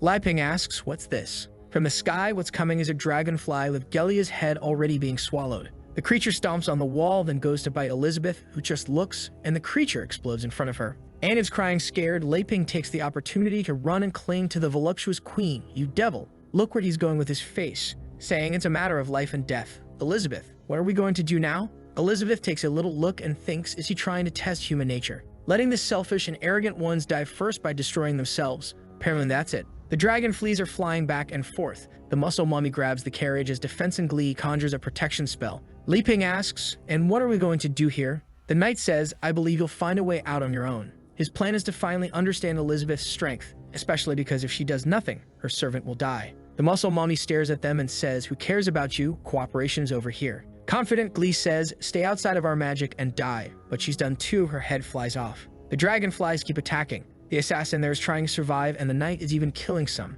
Meanwhile, our Lei Ping is hiding quietly. The knight uses a slash and thunder lightning cuts an insect right in the middle, and muscle mommy uses a shield attack, managing to kill one too. Even the assassin is managing to use her own techniques to kill. These three seem to be alive because of the banana they swallowed whole. However, the assassin is lying on the ground thinking, "There's no way we can kill these creatures. It seems endless at this rate. We'll die from exhaustion." One is coming to take a big bite at her head, but the knight manages to save her. The creature falls all destroyed on the ground, but there are still several flying around. Elizabeth asks Lei Ping, "Do you see how they really are? Do you still want to play this adventure game?" Lei Ping shows that he is innocent but not a fool. He tells her, "Forget it. It's time to go separate ways," thinking this world outside is truly unpredictable. "Maybe staying on my farm in the village is the best thing to do." Elizabeth smiles. Look how he acts. First, he made them suffer. Then he determined if they had any value to deserve to be saved. And now this is the third step, abandoning them here. She looks at him and says, "Get ready to leave." He's confused. "Leave? Have we arrived already?" She says it's just ahead, and they start going. Then a creature comes to attack them. But Anne takes a look, and her little bear comes out punching and explodes the creature. Suddenly, her little bear turns back into just a bunny, and she's confused. "Hey, what happened?" Lei Ping turns around. "Hey, Anne, come on," she says. "Oh, okay." Elizabeth touches the wall, forming some waves, and says an incantation that opens the way. In front of them, a giant gate appears. Lei Ping says, "Wow, so the exit is this giant door that starts to open with a golden light." Elizabeth goes ahead, telling them to come quickly. From afar, the knight looks back, and our Lei Ping also looks at him. And he says to Anne, "Let's go." And with that, they're gone. The knight, who was facing the creatures until now, says, "Come on my back, and let's try to escape." The two look at him, and then the knight is going crazy, saying, "Damn, do they think they can just abandon us here like this?" But apparently the door has already closed. Inside, there's an immense amount of treasure. This room is on a floating island. The knight's wives manage to enter. Lei Ping is celebrating happily there with Anne. At that moment, the knight arrives and throws him aside. The muscle mommy does the same to Anne. He pauses for a moment there, staring and smiling like a psychopath, thinking, "The treasure really exists, the Demon King's nectar." Lei Ping says to him, "Now we're on equal footing. I don't want your gratitude, but you don't need to act like this either." The knight looks back and says, "Yes, you helped a lot by completing the number of members we needed. With gratitude, I'll let you die quickly." But then a coin falls, and there's a golden eye in the middle of all that treasure. The room starts shaking, and a giant hand appears. A golden dragon emerges in the midst of everything, facing everyone. Lei Ping, sweating, says, "Elizabeth, there's a dragon there, my daughter. There's a dragon." Shaking her. Anne is trembling. There's something even scarier hiding. Her eyes turn black again as she says, "Master, what do we do now?" Elizabeth just observes this. The dragon lets out a roar towards everyone. The knight tells his wives, "You too buy me time. I'll prepare my strongest attack and kill him with a single blow." They agree, and the dragon gives them a swipe, and they go up. They manage to dodge the first blow. The muscle mommy tells the assassin to go ahead and draw his attention. She says, "Okay, leave it to me." She releases some origami there and uses a Naruto-style clone technique. Then she throws herself at the dragon. Seeing the situation, the knight thinks, "Now that this giant dragon is the only threat, I don't need to hide anymore. I'll gather all my energy and use my best move." Quick thunder cut, already charging up, getting all electrified. Lolo's clones are using assassination techniques, but nothing's happening. The plan was to use this technique to create a weak point, but it's not working. The muscle mummy says, "Relax, let me handle this." And she uses an explosive shield transformation, throwing the shield with some torpedoes straight up at the dragon, hitting its leg. She feels confident seeing it hit, thinking it worked. But the big dragon is just staring at her, intact. It raises its paw, she's confused, and then it crushes her. When it raises its paw, there's just her remains all crushed there. The assassin says, "Sister Gakshak, what happened?" She uses the Shout 1,000 Clones technique, and darn it, to be happy, I only needed 2 of these 1,000 in my room. She's confident that even if she can't cause damage, she can distract him. However, the dragon takes a look, flaps its wings, gathers all the coins, creating a sort of golden whirlpool. Her clones are all destroyed, and the tornado starts shooting the coins like bullets in every direction. The coins are flying, almost hitting our guide, but they're not hitting. Elizabeth looks at him and says, "Are you so calm? But that's expected of you, isn't it?" Li Ping is thinking, "Darn it, I almost died." The dragon keeps spinning. At that moment, Anne takes a look and activates the dollhouse invocation. But what appears is a giant bear in front of them. Now it's protecting them from the bullets. The assassin tells her clones to protect the master so he doesn't stop the conjuration. She manages to save him and is happy. The dragon takes a look and sends a bullet right in the middle of the forehead. Man, headshot. But at that moment, the knight finally completes his charge. Thunder cut 300%. He goes up saying that not even a spiritual demon could block it. However, when the smoke clears, it only made a slight scratch on the neck and his sword shattered. He looks at the broken sword, confused what's happening. The dragon once again takes a look, lashes its tail, and sends him flying, destroying the entire room. Now he looks at our trio. It's a 4-star golden dragon from the demon sect. Li Ping and Elizabeth are standing with their arms crossed. He says, "Elizabeth, the poor guy is thinking the centaur died from a tail lash. I think I'll have to use my trump card, right?" Elizabeth looks at him. "Okay, what are you going to do now?" Li Ping says, "You can act now." She's confused. What? Has he already figured it out? I don't know what, but there's a plot twist going on. Li Ping tells her, "If you don't do this, I think everyone here will die." Well, he'll die, right? That's why he's scared. Elizabeth angrily says, "Don't order me in front of other people." She's thinking he's trying to use my mount to threaten me. I can't believe it. While Anne is saying the real terror hasn't started yet. I don't think we're getting out of here. At that moment, Elizabeth puts her hand on her head and says, "Jinju's bloodline. Show me what this kind of magic is about." Anne's eyes activate that effect and some memories start appearing to her from the orphanage. From when she had dinner with the children to a day when she was sleeping, and when she opened her eyes, the woman was staring at her with a sinister smile. Next scene, those evil creatures went to the orphanage to attack everyone. She was about to be captured when suddenly the bear appeared on her back and all the creatures were killed. Unfortunately, the orphanage people had already moved on to the next life. Elizabeth realizes that Anne suppressed these memories with her own power. She extracts some energy from inside her head, saying it's foolishness. Poor Anne falls to the ground saying it's all her fault that she killed her brothers and sisters. She wants to apologize. Elizabeth is cruel. She looks to the side and says, "You are a disgrace to Jinju's bloodline. If you want to escape the prison of regrets, stand up and fight for me." Anne gets serious. Even though she's crying, she gets up, saying that at least this time she wants to save her brother Li Ping. Suddenly, she starts floating in the sky, forming a purple energy. Li Ping doesn't understand what's happening, but then she opens her arms and summons puppets. An eagle, a rabbit, a panda, and a snake appear. The dragon comes to claw at everything, but its paw plunges right into the panda's belly, which expands. And when it returns to normal, it's holding the dragon's paw. At that moment, the rabbit is already attacking, beating him up and breaking his neck. Li Ping asks, "Elizabeth, what did you do to Anne? Why did she change so much?" Elizabeth says she didn't do anything special, just made her accept reality. The rabbit is going up and Annie is now motivated. Smoke rises, and when everything clears, the little bunny is also clinging to the dragon's paw. Now the two are holding him.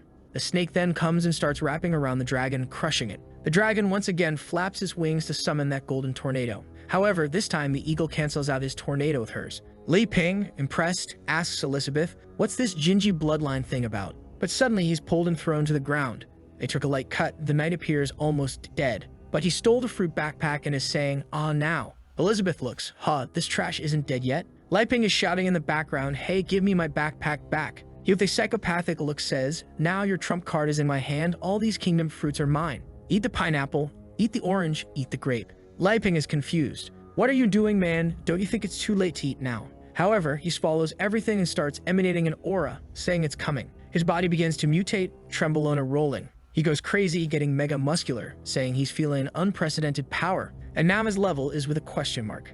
Staring at his own hand, he thinks, "Finally, with this power, I'm no longer afraid of those old men from the Holy Sword Guild." But the dragon seems to get angry and breathes a golden dragon breath in his direction. When it's about to hit, he disappears and is already next to his head saying, "Stop bothering me." He uses a thunder kick that makes the dragon stumble and fall to the ground. The centaur then descends and goes right to the middle of the altar to get the so-called Demon King's chalice. Looking at it, he thinks, "If I add this, I can't imagine how strong I'll become." Without hesitation, he swallows it and his pupils turn red. He once again begins to transform, wings sprouting from his back, and he enters demon form. He says that this sweet Demon King's wine is very good. It's gradually understanding everything. Anne is there in front and Li Ping says, "That guy is getting weirder and weirder. Elizabeth, do something, my daughter." Anne tells him not to worry, she won't let him get near brother Li Ping. She conjures a marionette spell, but the knight has already pierced her chest. Holding her in the air, he says, "First, I'll eliminate you who are a threat." Li Ping is terrified. The centaur throws Anne on the ground, coming towards them saying that the next one is him. Li Ping completely ignores the centaur and goes to Anne, telling her to hang in there, Elizabeth will save her. The centaur goes to Elizabeth's face and says, I know you're hiding your strength, but it doesn't matter, I'll give you two choices. You become my woman, take me to your kingdom, and make me inherit everything. Or the second option, I'll have fun with you until there's nothing left, and then I'll sell you to get what I want. Crying, Li Ping tells Elizabeth to kill him, but the centaur looks to the side. Who allowed you to open your mouth, you servant trash? He uses an ability to appear instantly in front of him and crushes him to the ground. An explosion rolls, coins everywhere. The centaur seems to have been hit. When the smoke clears, Li Ping says, okay then, I'm tired of pretending. Brothers, will you get serious? The centaur thrown back is lost and all beaten up. Wondering what happened? Wait, I hit in with all my might, but why does it seem like my attack returned? He looks at Elizabeth and asks, is it your doing? Elizabeth, staring at Li Ping, he knows very well that not even my magic can destroy his clothes. That's why you forced him to attack you, just for him to be the cause of his own destruction. Li Ping is there, all badass, thinking they say I'm the hero, but he thinks phew. It works just the way I imagined. As long as I give Elizabeth a lot of delicious food, she will protect me whenever I need it. As long as I'm useful to her, she won't let me die. No matter how dangerous the situation is, wanting to kill me is the same as wanting to leave her without food. There's no way our boy finds out he's too strong. The work ends on the spot, man. He's going to become a Saitama 2.0. The centaur says, truly unsettling. You're quite proud, but I only use half of my strength. Woman, you rejected a centaur as powerful as me. You could have had fun, but chose to reject me. Then he charges. So this is your choice then. Elizabeth remains calm. Midway as the centaur speaks, I want to see you reflect my next attack. Something's already coming from his left, hitting him hard, slamming him to the ground. Elizabeth looks to the side and asks, finally awake. The centaur is completely shattered on the ground and nothing left of the guy. From the shadows of that place, a golden dragon begins to appear. The centaur realizes that there is the true form of the dragon. What he killed was nothing more than some crumbs of power. He reabsorbs his old dragon body and Elizabeth says, using your tail to pet, I used to play with you like that too. It's the true void dragon, a golden dragon queen from the demon king's realm of the star. The centaur still doesn't understand. Impossible. I also have the power of a demon king that can't lose. But he is instantly crushed by the dragon's claw. Lying on the ground, Li Ping is confused. Elizabeth, is this real? Elizabeth says, I think you figured that out a long time ago. This place isn't real. Suddenly they're floating. Elizabeth says, despite magic being your weak point, I don't think this would escape your notice. The dragon speaks some unknown language to Elizabeth, who responds. Then he starts crying, asterisk, poof, asterisk, smoke in the air, and turns into a loli. Of course, there had to be one, Yugan Chinese. Her name is Amelia, and she's Elizabeth's pet. She cries, is it really you, queen? I've been waiting for you for so long. Elizabeth tells her, you have arrived in the realm of a demon king and are still so innocent. I didn't want to come here because I knew it would wake you up and you would start clinging to me. Amelia, hugging her, says, no, master, you disappeared for 500 years without a word. I miss you so much. We then see Amelia's story. She was born between heaven and earth, and it was Elizabeth with her magical energy who incubated the egg. When she was born, they made a contract, and Elizabeth not only gave her the name Amelia, but also created her personality, trained, and played with her. That's why Amelia has a sacred oath to serve her forever. When she grew up, she became Elizabeth's mount, carrying her around the world to face cruel creatures. This is because, to end the wars, Elizabeth decided to dominate the world. Amelia was happy to see her mistress achieve world domination, but she smiled less and less. Amelia knew the stronger Elizabeth became, the less she could help. And one day, out of nowhere, she decided to pull out the sacred sword and disappeared. At the race meeting, Elizabeth's absence is causing problems. Even all the reputation she had is now not serving much. The amount of crime continues to increase. The orc minister says that this is the case in their tribe too. Several are announcing separation as the only thing that unified everyone was the fear of the queen. The dwarf minister says that maybe it's good for everyone to return to their homelands and take care of the regions until the queen returns. Twyla, who is the minister of the elves, asks Jin, who is the minister of the demons, where's Elizabeth? You are the closest person to her. Was she defeated by the legendary hero? Jin says it's impossible. He has seen her terrifying power. There's no one in this world who can beat that. Everyone there can do as they please. From now on, he will go hunt the majesty on his own. Her former minion Malfoy says that this is the case too. He'll go after her. Everyone is dismissed. In the end, the ministers separated everything and divided their regions. Amelia wasn't interested in any of this, so she took half a cup of wine and left. She returned to the place where she was found the first time, hoping Elizabeth would return. And then she waited and waited and waited and waited, and now she's there crying. Finally, you've returned, mistress, Elizabeth says. It seems everything went well, right? This long wait taught you meditation, which was a key to reaching the level of Demon King. Amelia continues crying. Mistress Elizabeth, don't leave me like this again, please. Poor thing is thinking. She abandoned me just so I could understand meditation and increase my level. She really does everything for me. Li Ping up there trembling says, "Hey Elizabeth, stop dwelling on the past and save Annie already." At that moment, Annie opens her eyes and says, "Brother Li Ping, where are we?" Li Ping is relieved. "Annie, are you okay?" She says yes, but she reaches for the backpack, pulls out the apple he gave her, and the apple is all destroyed. Li Ping pets her, saying, "That's not a problem. Relax." Seeing the situation, Elizabeth thinks. From the beginning, he had already made this plan. The scenario was already set when he gave the bananas. Amelia is all cute, rubbing against Elizabeth, but she gets mad when she realizes the queen keeps looking at Li Ping. So she asks, "Mistress, who's that guy over there, huh?" Elizabeth says, "Him, he's the hero of legends. I stayed at his house while I was away." Amelia gets even angrier. "Hey, you," while she thinks, "the hero of legends? Did he kidnap my mistress for 500 years? And it seems he wants to take her heart. I need to end this now." Our smiling hero says, "My name is Li Ping. Nice to meet you." Amelia smiles and has a plan. Now that I've reached the Demon King level, I can reach my mistress. If I join forces with her, we can kill the hero of legends. She already summons a Dragon King's claw and charges, saying, "Nice to meet you." It hits him hard in the chest and an explosion occurs. Poor thing is confused. What happened? He shut off her claw. Li Ping says, "Oops, sorry. I couldn't react in time." However, Amelia is puzzled. My attack was strong enough to destroy a city and he canceled it like this. Li Ping reaches out his hand and says, "My turn to take initiative." Amelia is sweating, realizing he might be more oppressive than the mistress. Poor thing is there. "No, please." He takes her hand very gently and says, "Sorry for messing up your handshake." Now it's clear why Elizabeth is so calm. She has a polite friend like you. Amelia is confused. Handshake? Friend? Elizabeth says, Friend? You could say that too, but actually, she's my mount." Li Ping thinks. Mount? Already imagining one on top of the other running. Elizabeth then snaps her fingers and everyone appears outside. She says, "Enough of this for today." Amelia says, "Wow, mistress, you're so amazing." Li Ping is also impressed. "Wow, is it that easy to return? All I really have to do is stick to Elizabeth's thighs and everything will be fine." However, for Annie, the journey was too long and she faints on Li Ping's shoulder. Elizabeth tells Li Ping to take Annie to rest because she needs to talk to Amelia about something. And we're back home on the farm. Amelia asks, "What do you want, Elizabeth? You can give me any order.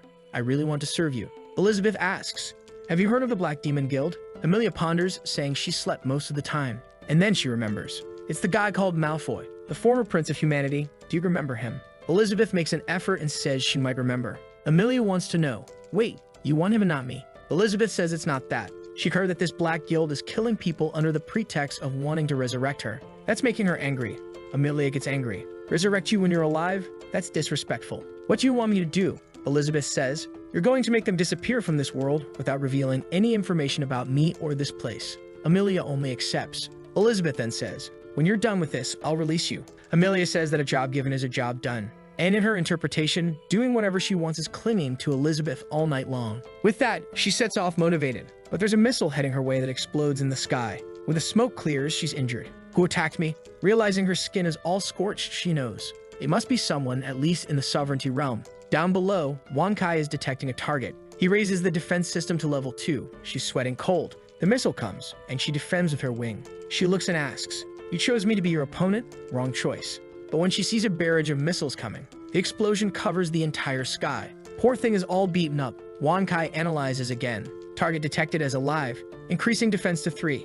At that moment, Elizabeth shouts, "Stupid dog. She's my person. Let her go." The little dog is trembling. "Okay, I'll put her on the whitelist." Poor Amelia leaves thinking, "Damn place. It's terrifying. I want to get out of here." Inside the house, our hero is cutting oranges, making a delicious juice for Anne. He goes to her and says, "If you're feeling unwell, you can have this." She thanks him, takes a sip, and her entire cells begin to restore. Every bit of the fruit contains a huge amount of magical power.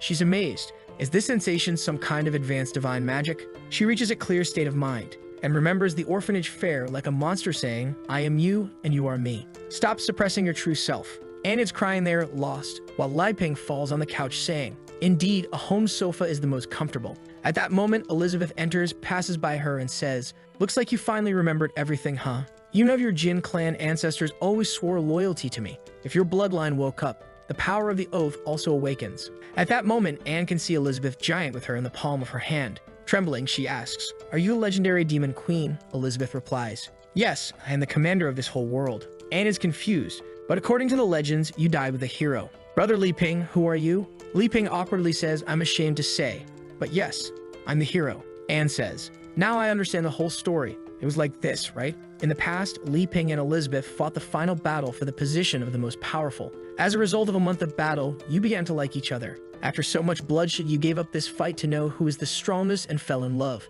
And then you lived this secluded life for 500 years. Elizabeth says, that's almost the truth indeed. While Li Ping said she got it all wrong. Elizabeth then changes the subject and says, as a descendant of the superior warriors of the demon bloodline, you're in this state. You're a disgrace to the demon clan. Li Ping is confused. Wait, is Anne from the demon clan? Anne is standing there without saying anything. Elizabeth says, it was 600 years ago, right? A child named Jin awakened the demon lineage. When his eyes shone red, his ability power and magical power increased greatly. However, as his power grew, he became more and more violent. Only death could satisfy him. In just a few years, he left the northern territories in chaos. Hundreds of my elite warriors were destroyed by him. His ambition grew so much that he came to the castle to challenge me. Obviously, he was easily defeated, and then she sealed his violent side. And with a loyalty oath, he has been serving her for generations. Trembling, Anne says, I didn't know any of this. My first memory, I was living in the church orphanage. The nun and the brothers were all my family. Elizabeth tells the truth. You killed everyone in the orphanage when you went mad. You couldn't accept reality, so that's why you kept thinking you were waiting for the nun to come back. Elizabeth thinks, with the power Jin has, he could have dominated the world in this time that I've been away. What's going on in that place? Anne is freaking out, saying, no, I didn't do this to my brothers. Li Ping says, Elizabeth, we met her brothers at the market, didn't we? Elizabeth says enough of that. She opens a visualization portal and says, let's expose the truth and see what these brothers of yours really are. When they look, they're all dolls. In Anne's interpretation, she really saw them as people. But clearly, that wasn't the case. Elizabeth closes the portal and says, do you understand? You're using your magic to sustain this bunch of dolls. That's why you're stuck at the mage level. Li Ping is confused, not believing it either. Elizabeth is cruel and relentless. To get rid of the Black Apostles, you activated your bloodline. However, you went mad and killed everyone. That's the truth you want to avoid. Anne starts going berserk Dragon Ball Z style with the purple aura. To stop this, Elizabeth flicks her forehead and she faints. Li Ping picks her up and Elizabeth says, I know you want to help her, but when she wakes up, if she triggers her lineage again, she'll destroy the whole city. But Li Ping says it's okay. They'll try to handle it. Back at the church, Anne is waking up. She gets out of bed and apologizes for being a nuisance again. Li Ping says it's no big deal. They used Elizabeth's teleportation. But how is she feeling now? Anne starts crying again, saying she can't believe she caused all those deaths. Li Ping says that's not the case. She was trying to protect everyone. She's not a murderer. However, Anne doesn't accept that. She says it's all her fault for losing control. But our hero says it's their fault for attacking and forcing you to lose control. So stop blaming yourself. Plus, there are still missing materials here. But she keeps crying, saying that the fact doesn't change. Li Ping interrupts her, explaining, when you made the dolls, the details were good. But you were so afraid of the cotton coming out that you made excessive knots. Because of the lack of quality, the dolls lost their spirits. But it's okay. I'll help you remake them. And he starts dismantling everything. However, Anne doesn't like seeing him destroying her brothers and starts going berserk. At that moment, Li Ping literally drops a line from Shakespeare. Do not wander under the tree, do not question under the rain, and do not cry in the darkness. Anne then wakes up in the middle of a lake confused. In the sky, a giant golden hand comes, and Li Ping finishes the sentence. Look forward and never back. As long as you have the courage to face it and keep your head up, you will realize that this mist was nothing but a little rain. The skies shine and Li Ping picks her up in his palm. At that moment, he made a doll that's an angelic child and says, this is the doll Ira made for you, Anne.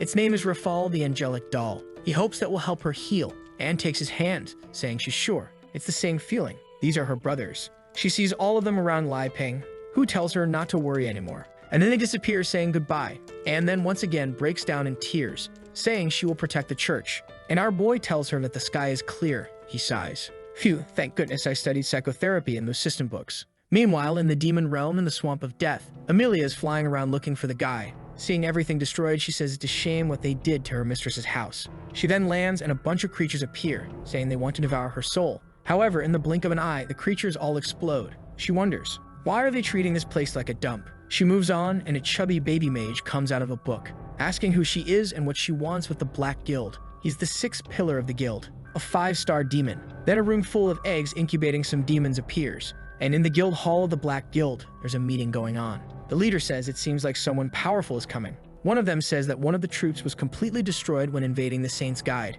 Are they coming to get revenge? A round and chubby girl says it's no problem. Someone named Kurtuz will handle it. The chief of staff asks the child if she wants to go there and have fun, telling him to shut up, while the tentacle guy says whoever is can't reach them. But the master on the throne says he was afraid he wouldn't get the materials. Who would have thought what he needed would come right to his doorstep? It's Malfoy from the beginning of the work, just 500 years worse off. The chubby wizard with the pacifier who tried to stop Amelia is completely destroyed. He couldn't even react properly. He had stepped on by the dragon. It's over. A bunch of apostles appear, one of them literally being a girl carrying 6 balloons. They are confident they will kill her. However, she just activates the power of the Golden Dragon King. She lets out a roar that already blows everyone away. With that, she continues walking calmly. She arrives in front of a giant eye that underestimates her once again. She kicks and destroys it, and enters the boss's chamber. She sees Malfoy and says he looks horrible. Poor Malfoy is really finished, but he recognizes her. But in the blink of an eye, he's blown up in his seat. Everyone is frightened and doesn't understand what happened. Obviously, she just made a little dragon arm and squashed him. The finished Malfoy asks, "Why did you wake up from your sleep?" But apparently he has a reconstitution ability. Did you happen to find Elizabeth? She gets confused. Some tentacles come from the ground and wrap everything around her. Of course, those damn Chinese. The tentacle guy tells her there's no way she can escape. She asks escape. What do you mean? She bites, and the guy gets scared. She starts swallowing everything like pasta, and it's over. Poor guy for digestion. A mega curvy one comes from behind saying she surrenders. She joined them against her own will. She sends a little kiss that activates his seductive magic. And boy, she is seductive indeed. In front of Amelia, she says that since attacks don't work, she's going to make her a prisoner. However, Amelia burps up the octopus she had eaten and finishes her off. Another one comes to attack, was finished again. Now she's face to face with Malfoy. She asks if he's going to take his own life or face her. Malfoy says he can't face her. However, if he joins what's behind him, then it's different. When she sees in the incubation cocoon, there's an Elizabeth being produced. A month later, we're on the little farm. Obviously, planting, watering, and harvesting a peaceful life. Back home, chopping wood, making food. Elizabeth finds it strange there's something wrong with him. Before bed, Li Ping was getting impatient, and then he decided on something. That morning, he made the breakfast Elizabeth likes the most. She immediately asks, "Stop beating around the bush. I don't like this. What do you want?" Li Ping says, "After living together this whole year, I'm not a threat to you. This proves that the hero and the queen can coexist. I think it's time for you to leave here, Elizabeth, and control the world again." She asks why. He explains that when he hid, he didn't imagine she would appear here. And the biggest problem is that time outside is passing too fast. Because of her absence, the apostles are destroying the whole country. Even this black guild appeared and is making everyone's life difficult. Elizabeth says she doesn't care if it's chaotic, it doesn't affect them. For our protagonist, the system route was end of the world in their fight, then world peace. However, because they became friends, the world is in chaos. He explains to her that he wanted to keep her here because of the destruction of the barrier. If he didn't know what was happening outside, he would continue here without problems. But now that he's seen everything that's happening, he can't stand still. However, he can't be a hero, and he also can't save people from this suffering. Elizabeth, somehow, is interpreting this as him saying he can't live without her. She asks, "What do you want then?" Li Ping then says, "I want you to go back to the world and save everything because I'm an incompetent hero. And I can't continue being selfish." In his head, he's thinking, even if this place is destroyed by monsters, it's okay. I'll move to the city. Now Elizabeth's interpretation is explained. In her head, he's being selfish, wanting to have the queen just for himself and not letting her stay in the world. She finishes the food and asks, "Do you want me to leave this place and solve the world's problems?" That's easy. Our hero is happy. Seriously, you agree? Then I'll prepare everything now. However, she turns around, "No, I'm not interested in the outside world." But there are 2 ways to solve this. She's thinking, "Bastard, are you looking for an excuse to kick me out of this place? I'm not that easy." Li Ping asks, "What are the 2 ways?" She says the first one is simple. She goes outside, uses a magic that destroys the whole world, and done. Li Ping says, "No, not that option." She says the second option is to find someone who can rule the world in her place, and she'll help from behind the scenes. Li Ping wants to know who that person would be. She says, "You already know, besides me, only you are qualified for that." He sweats, "Wait, you want me to rule the world?" Next scene, he's practicing sword techniques, confused. How did things end up like this? Beside him, she keeps shouting, "Practice properly, I want to see." He responds, okay. But she's just thinking, are you trying to play games with this queen? You're too young for that. I can't deny that you're a little stronger than me. However, when it comes to psychology, you don't stand a chance. The queen seems to be falling in love.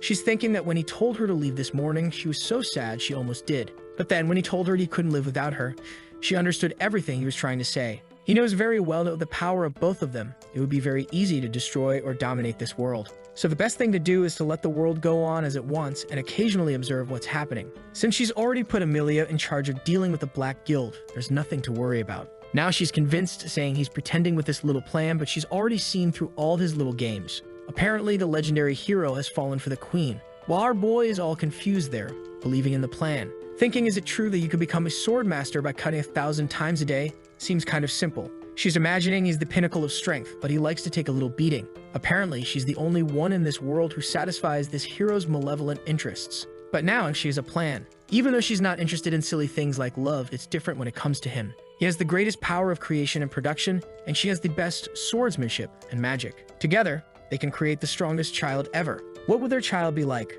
Would they break the limits of the existing realm? But she won't agree to that so easily. For now, she'll let him practice his horrible swordsmanship. He has to get stronger for this child in the future. Lai Ping is confused. What is this girl thinking so much about? Is she really going to want to teach me swordsmanship and magic to destroy the Black Guild? He's going to make his sword cut, and suddenly she turns into a child who falls to the ground. My sword turned into a child. The sword boy says, "Who are you calling a child?" "I am the spirit of the majestic legendary sword, Alpha." The queen asks what's going on and immediately recognizes Alpha, and she moves towards her saying die, but took a kick to the face and was sent to the other side. "Sit down, let's talk." Lai Ping apologizes. He didn't know the boy was conscious all this time. The boy says that at the critical moment of the fight against the demon and the queen, he appears. However, he wants to know why he's been just chopping wood for so many years, huh? Lai Ping tells him to calm down, but the boy doesn't stop and asks, "Did you change the story script and see her friend? You don't deserve to be a hero."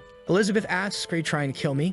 The boy sits there. "Actually, no, I don't want to. This system's craziness. You're my savior." She says, "Okay, whatever. Now that you're here, help Lai Ping rule the world." Alpha says, hold on, rule the world." Lai Ping says, "It's more like saving the world." He looks to the side. "Hey, what are you talking about, Lai Ping?" Our hero says, "I'm tired of sitting around doing nothing. I'm going to take on the responsibility of being a hero, practice, and save the world." Alpha asks, "Practice? Don't you know your talent?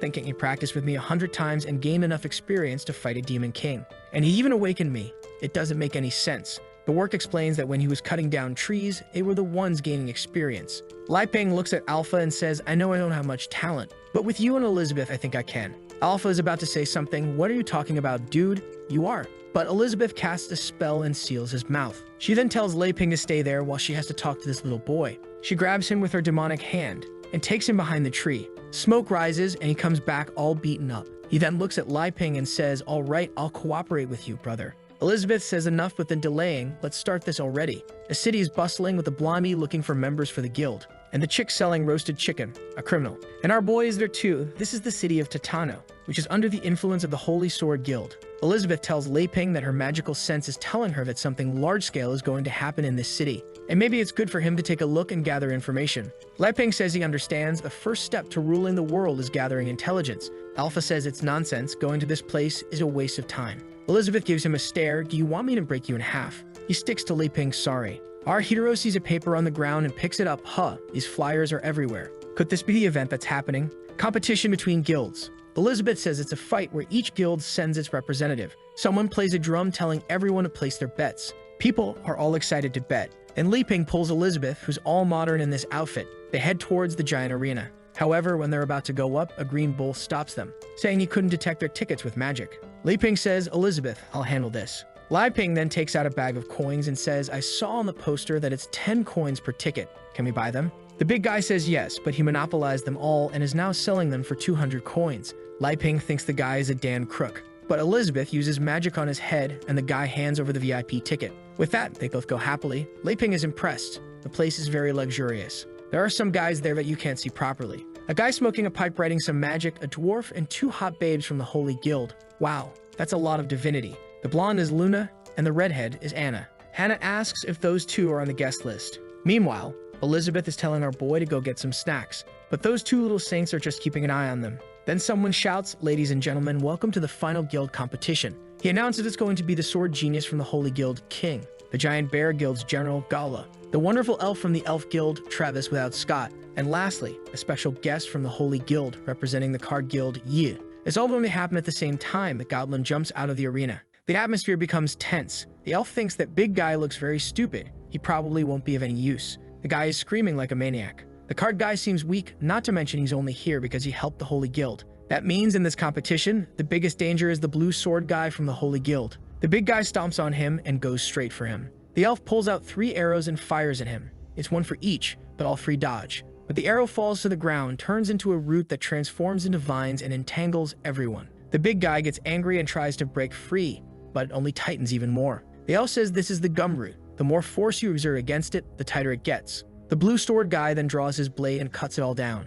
while the card guy is just standing there doing nothing. The sword guy apologizes for killing her plant. Yahello says it's no problem. He just has to pay with his life, then fires another arrow at the dancing butterfly. But the guy is all monk samurai and says fearlessly, doubtlessly, without confusion. Altruistic state, blue bird, power matches power. But the elf has already lost her little arm, which fell onto the ground shattered. He approaches her, points the blade at her, and says, "You've lost." The elf says he deserves the title of genius, but she is also one. He is then surrounded by exploding butterflies. His blade flies off, and when the smoke clears, he's there all beaten up but alive. She then takes a seed from her mouth, spits it on the ground, a plant grows, she puts her arm into it, which turns into a new arm. But it's crooked because it was crushed by the buff guy, and it was crushed hard. He then looks back and says it's the samurai's turn, who finds the aura of that guy strange. But in the audience, everyone is going crazy, loving this competition. He throws his arm aside and pulls the blade back into his hand. The buff guy says power is everything, and now he's going to crush. He jumps, activating 70% of his muscular strength. The swordsman dodges, sends him a cut. However, it touches his skin and nothing happens. He comes for another blow with 80%. He tries to defend with the sword and is thrown back, and the sword bends all crooked. He comes again, now at 90%. He dodges several times. Li Ping is curious, asking Elizabeth who she thinks will win. She doesn't say anything, while Anna is finding it strange how come a sword forged by rank B dwarves was destroyed with a punch. Luna asks if they should stop the fight, but Anna says not for now. Up in the super VIP section, the guy is asking, shouldn't we interrupt this? A guy named Bowie says, I think those two are handling it. What do you think, boss? The guy says maybe. He's the president of the card guild, isn't he the girl's father? The boy next to him noticed he's trembling and thinks it's because the buff guy's magic is from the apostles. That's why he got so angry. But he's scared because he saw our protagonist with his little demon in his head. Li Ping came here to see how he's using the deck. He has to meet the expectations of the great hero, while down below the buff guy is just going for it. The blue sword can't do anything but run away. The buff guy grabs the ground and uses it like a sheet. The blue blade jumps to dodge, but he's caught in midair and falls to the ground in a ball of stone. The buff guy goes to touch the stone, but suddenly he takes a micro cut. When he steps back, it's over, his hand is gone. He is angry, saying he'll kill the blue blade, who repeats the same phrase. Fearless, doubtless, surprised, or confused. Altruistic state. The buff guy thinks of doing something, but is cut from afar and falls to the ground agonizing. The blue blade tells him it's your last chance. The buff guy says he doesn't care, he's not going to play with him, already remembering that he can use the forbidden drug. But the blue blade warns, if you give up the power given to you by the Black Guild, I will spare your life. However, he breaks a pill in his mouth to reach the realm of Demon King. But before anything happens, his head is separated, and it rolls towards the card guy who's been standing there in the trap all this time, who is actually the little elf girl our protagonist saved. We then see the card guild and her practicing with the decks. As she's been drinking tea with the herbs our boy gave her before she left, she keeps evolving. Her father comes back from a trip and tells her he helped the Holy Guild deal with the apostles, and for that, he received a gift. She thinks it's that pile of apostle remains in the bag, but it was actually the direct qualification invitation for the finals. If she wins, the card guild will be recognized as an official guild. She feels insecure. She can't compete with those geniuses. But he says none of that matters. She has to be more confident. They've evolved a lot. They're not the same as before. When the time comes, I'll give her Li Ping's deck, and with that, she'll win. Amidst the vines, she's pondering. Even though I have Li Ping's deck with my current strength, I can only use 6 cards at once. The rest of the battle, I'll have to rely on card replicas, which will significantly weaken the power of my attacks. However, I can't retreat here. Determination is the most important. Reaching for her belt, she grabs the deck card cut, easily freeing herself from the vines. That devilish head seems alive. The blue blade speaks. It was a good strategy to hide and only reveal your power in the end. But you're not an opponent for me, so just admit defeat. She sends some cards his way and he dodges, saying, wow, the guild owes you a favor. I don't want to hurt you. It's the last warning. Everyone is confused, fighting with cards. She then sends a flying sword from poker. The blue blade says, I know these are fake attacks to use something more powerful on me, but I won't give you a chance.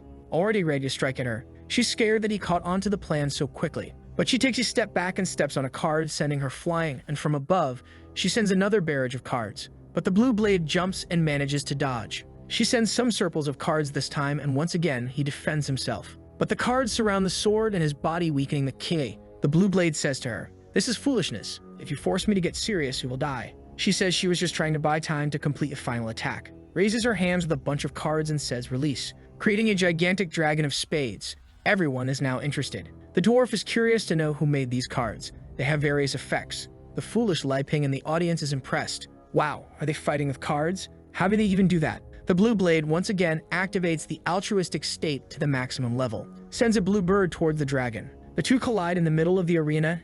and an explosion occurs. The cards are all destroyed and fall to the ground. She's thinking he's too strong, there's no way to win with just replicas. But she's afraid to use the real deck because she can't control it. The blue blade goes for the kill, blaming her for making him have to give his all. Sends a slash towards the cards and she's already defeated on the ground. He says it's over. She says it's okay, she lost. There's no point in going beyond this. But on the blue blade's back, something is coming towards him and enters his head. His eye turns purple, and he seems to be taken over by the head of that creature that had been severed, which now has taken over his body. The great apostle says the body is very good. How do you use this key sword thing? Already attacking everyone in the city. Luckily, there's a barrier. Otherwise, the public would have died. Li Ping asks Elizabeth what we should do. Should we help them? Elizabeth says no. For him to dominate the world, he'll have to adapt and get used to these small changes. That's nothing. Much bigger things happen. He says it's okay. The poor father is thinking, damn, they knew we were going to be invaded. That's why they came to see. I need to have a good performance to satisfy Mr. Li Ping and the queen. The old man next to him is thinking, if you go to save your daughter, you'll prove that you don't have enough fighters to deal with the Black Guild. And when the Holy Sword is looking for other people, you'll come to us. The devil is in the Blue Blade's brain, and our elf is angrier than ever. She hates the Black Guild, and if that's the case, she doesn't need to worry. Activating the new deck. The apostle is confused. What's this? Her magical power has increased too much. I need to kill her instantly. He sends an attack her way, but a knight with a shield appears to defend her. Li Ping finds it strange. That looks somewhat familiar, doesn't it? The dwarf and the analysts are confused. Hold on, this is much more incredible than the previous deck. If I'm not mistaken, this is a ghost of the 13 sacred knights. The old man then says, Boss, is this the trick you used to defeat the 6 demon pillars? The father says, I used the number 9 before. She's only using 5 now. I just hope it's enough. She sends some cards, telling the creature to let go of that body. But he dodges, wondering, damn, how does she have so much strength in those cards? He jumps to evade, thinking he'll escape, but he hits the shield of a knight, who then sends him to another and another. They bounce the demon around. He manages to use a blade strike to stop in midair, but the shield knight comes from behind and encloses him in a box. She then orders them to crush him. The 4 knights come from each side, focusing all the pressure on the apostle, who shrinks down. Destroyed, he falls hard to the ground. At that moment, her father looks at the arena and thinks Li Ping and the demon queen will be pleased with this, right?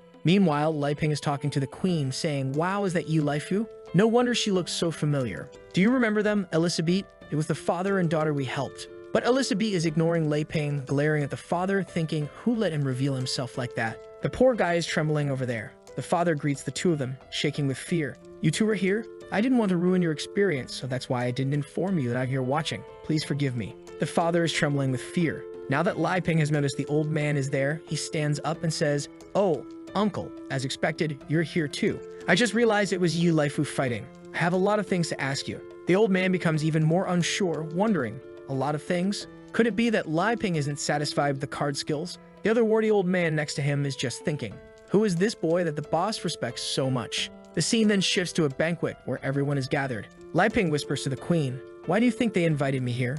The queen says it doesn't matter. He should take this chance to learn more about this kingdom. He'll need to hold many meetings when he conquers the world. Li Ping agrees, but tells her to stop talking about world domination or people will misunderstand. The old man with warts congratulates the elf's father, saying that the victory was incredible. However, the father responds, Old Sword, we'll discuss these small things later. First, I want to introduce you to 2 guests. This young man here is the person who saved my daughter from the Apostles of Darkness. His name is Mr. Li Ping, and the woman beside him is... The father hesitates when he sees that the queen is staring at him. Father and daughter are startled. We can't reveal her identity. The old man with the sword asks, why not? The father wants to speak, but it's clear that he has a mark on his neck.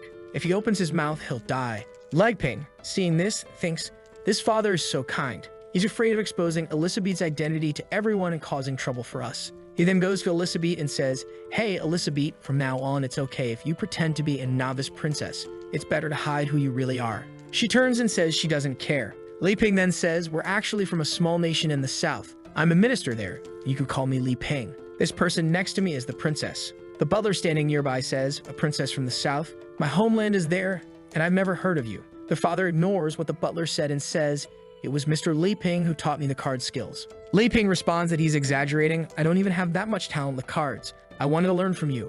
Actually, I'm even looking for someone to teach me swordsmanship. Luna says to the blue sword, did you hear that? He wants to learn swordsmanship, even though he can make such powerful cards. What's his plan? The blue sword tells her, be careful, now's not the time to discuss these things. Lifu gulps and says, Mr. Li Ping, did you see my fight? Were my card skills satisfactory? Li Ping is confused, wondering what skills she's talking about. The father interrupts and says, Lai Ping, be honest with us. Was there something lacking in our performance? But Lai Ping's expression darkens and he says he has nothing to comment on. I just didn't expect you to use my cards like that. The father starts sweating and begins to apologize. I had this stupid idea of copying some cards and forming a guild without your permission. The elf also apologizes, saying that what she did in the fight is the best she can do. But Lai Ping changes his tone and asks, why are you apologizing?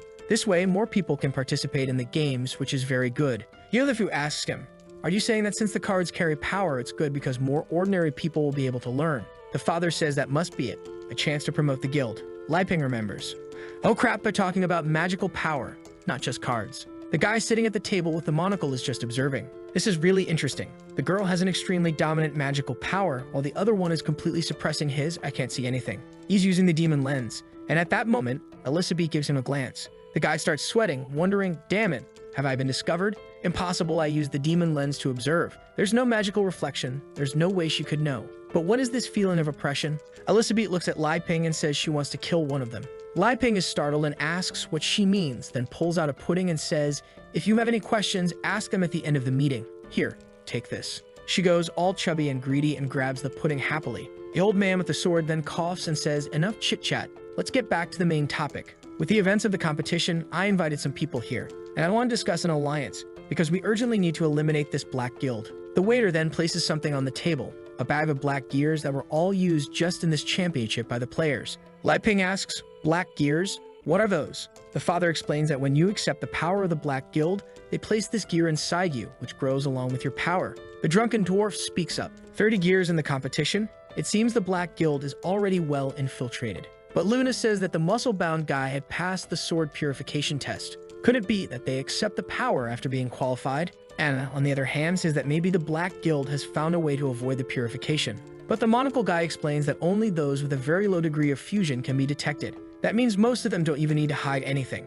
Some people, when they accept the gear, lose control and become apostles. In the second case, they manage to resist but have no control. And with that, they become a great apostle. In the last case, if the person manages to accept the gear and fully control the Demon King's power, they become a pillar servant for the king. However, regardless of what happens, they are forced to be loyal to the person who gave them the gear. The blue sword asks, so I almost became a black apostle. The monocle guy says it's impossible to know. He was controlled but not integrated. But considering his abilities, if he had truly been controlled, he would have become a pillar of the Demon King. The old man with the sword says, thank goodness the boss was here to help, right? I wouldn't have known what to do with these old bones of mine. The card guy says he was also a member of the Holy Guild, so he had to help. The blue sword says, when the guild was in trouble, I was on a mission outside and couldn't fight the Black Apostles. But today I saw the card skills that killed one of the 6 pillars. I was convinced by my defeat. Yahello, you are a strong girl. But she points to our Lai Ping and says it's all his doing. She only has that power because of the cards she received. The dwarf wants to know where Lai Ping learned to make those cards and if he's a blacksmith. Besides that, he's looking at the sword on Lai Ping's back and knows it's of extreme value. Lai Ping says he just likes to do some handiwork at home from time to time, just to kill time, with no blacksmithing or anything involved. The dwarf says he's a very humble young man. Meanwhile, Luna says that if the Sword Saint were here, the Black Guild wouldn't even dare to invade. Anna says she's saying too much. And Li Ping asks the boss, Yahello's father, if this Sword Saint is the most powerful swordsman and where he is. But the boss tells him, I'm no longer a member of the Holy Guild, I can't give an opinion on that. The old man with the sword says, it's alright, boss. We can't hide this for much longer. Rumors spread quickly. The dwarf says, so the rumors were true. And the monocle guy explains, after the rebellion of the Holy Sword Guild, not only did their combat power decrease significantly, but even a sword saint has gone missing. That's why the Black Guild is taking advantage to attack. The old man with the sword confirms, that's true. The Sword Saint sent some messages about half a year ago. There hasn't been any information about him since. Lai Ping is confused, rebellion, the saint disappeared. The butler explains, to be precise, he went to apprehend the Axe Elder, who betrayed the guild. However, he hasn't returned yet. The blue sword says that his last mission was to try to find the saint, but when he got there was nothing. Luna asks, if the Sword Saint was more powerful than the guy he went to arrest, how was he defeated? The blue sword says there's no doubt about the Sword Saint's power. However, when he went to the mountain, everything was completely cut down. He has no idea what kind of battle they fought there. Half the region had been turned into flat terrain. The old sword adds, it's because the Axe Elder obtained a supreme magic. All that is known is that it's a giant axe called the Demon's Burial. It has terrifying power and emanates an aura of resentment. The strength it grants to a person allowed the elder to defeat the Sword Saint. The dwarf says he's seen all the weapons produced in his kingdom of S rank, and there is no such demon burial axe. It appears to be a masterpiece created by the Black Guild itself. Lei Ping looks at Yi Laifu and asks, I still don't understand. Who is this elder, and why did he betray the Holy Guild? The boss explains, in the Holy Guild there is a leader, the Sword Saint. Beneath him, there are 5 assistants who guide the disciples. The Sword Elder, who is the guy there at the table with warts, the Dagger Elder, the Spear Elder, the Shield Elder, and the Axe Elder. However, one day the Axe Elder joined the Black Guild and launched a rebellion within the Holy Guild, killing the Spear and Dagger Elders. The Shield Elder died in a fight against the Black Guild. The Sword Elder says that he is the only one left standing. During the rebellion, many from the guild betrayed them, including his most precious son, Sir Buckthorn Tyrus. Lei Ping asks, Tyrus, is he a centaur who wields a sword? The old man looks and says, yes, that's my son. How is he now? Without hesitation, Lei Ping says that he's dead. The father, apparently indifferent, responds, it doesn't matter. That's the fate of a traitor. What's important now is that we unite and fight against the Black Guild. The dwarf says his kingdom can provide some weapons. However, rank A or his weapons will be difficult since they're short on stones. The monocle guy asks, Sword Elder, you said you're in a very unstable situation right now. What makes you believe you can defeat the Black Guild with our help? The old sword says, it all depends on the boss. I think he should give up on this card guild and return to being a vice president of the Holy Guild. The boss asks, Elder, you want me to go back to being vice president? I've been away for a long time. I don't think it's right. However, the old sword says, if I say you're qualified, then you are. Cards are now also considered weapons, just like daggers and throwing knives. We can still open a new unit and make Yi Laifu an elder. Yi Laifu now becomes flustered and scared too. Wait, me? I'm not qualified to be an elder of the Holy Guild. But the Sword Elder says, if you agree, boss, the plan will go smoothly and the guild's resources will all be used as you wish. Even I will obey your orders. The butler tells him to consider the option. It will be much easier for him to help the Holy Guild than to try and create a guild from scratch. The boss looks at Lei Ping and asks, what do you think, boy? With the Holy Guild's help, the card skill will spread even faster. Lei Ping is confused. You're asking me, in my homeland there's a saying, it's easier to become an executive in a large company than to try and start your own big company. However, the ambitious always prefer to work on their own business. This means it's up to you, sir. To the boss, what Lei Ping said was, do you want to become someone's accessory or do you want to rise in life? If even with everything I've given you, you lack ambition, I'm disappointed. But he's unsure because the old sword is insisting a lot. If he refuses, he'll offend the entire Holy Guild. The old sword says, boss, if you're still dissatisfied, tell me what conditions you want. The boss stands up and says, Elder, say no more. I didn't establish my guild because I wanted fame and wealth. I did it to elevate my card skills. Lei Ping, do you see? My resolve is strong. The Sword Elder is confused and asks, boss, are you sure about this? Have you thought it through? The old sword is wondering, I don't sense any aura coming from this Lei Ping. If the boss says this guy taught him everything, it must be some excuse to hide something. Lei Ping says, good job, boss, but inside, he's disappointed. Dan, I wanted to use my connections with the Holy Guild to learn swordsmanship from them. The boss then says, but even though I refuse to join the Holy Guild, don't worry, Sword Elder. It's my responsibility to eliminate the Black Guild, and I will fully support you. The old sword says he understands, and since the agreement was already made, they will recognize the card guild as legitimate. Lei Ping looks at the boss and says, you're pretty brave, boss. The boss responds, it's all for your satisfaction, Mr. Lei Ping. Yahello also says she will work hard. The old sword then asks the dwarf when their king will come out of seclusion. They need rank A and weapons to help in the fight. The dwarf, who is the prince of the kingdom, says he can't speak on that. But the truth is they're in need of grinding stones. It's hard to find any in the entire kingdom. Even the kingdom of Aristoteles is refusing to cooperate with him. That's why his father is researching in seclusion until he finds a solution. The old sword asks Tagore, the monocle-wearing guy, if he can provide some weapons and combat magic. Tagore says he's neutral in all this, but if it's just about using some magic, that's not a problem. The old sword then says, let's reach a mutual agreement so that in 2 months we can join forces. During this period, let's try to solve all the other issues. Any other questions? Lei Ping raises his hand and says he wants to join too. The elder asks, you want to join the fight against the Black Guild? Lei Ping says, no, actually, I want to join your guild to learn swordsmanship. Even though I've been idle for a long time, it's never too late to start learning right. The father and daughter ask if he's joking. He wants to learn swordsmanship. Lei Ping says it's the princess's idea, and if they want to know the reason, they should ask her. Elizabeth is calmly eating her endless pudding. It really is magical. But obviously, neither father nor daughter would question the queen's decisions. The old sword says it's fine, but there are many types of swordsmanship. I want to know what your magical power is. Lei Ping, a bit embarrassed, says, I tested it before and it's kind of low. 0.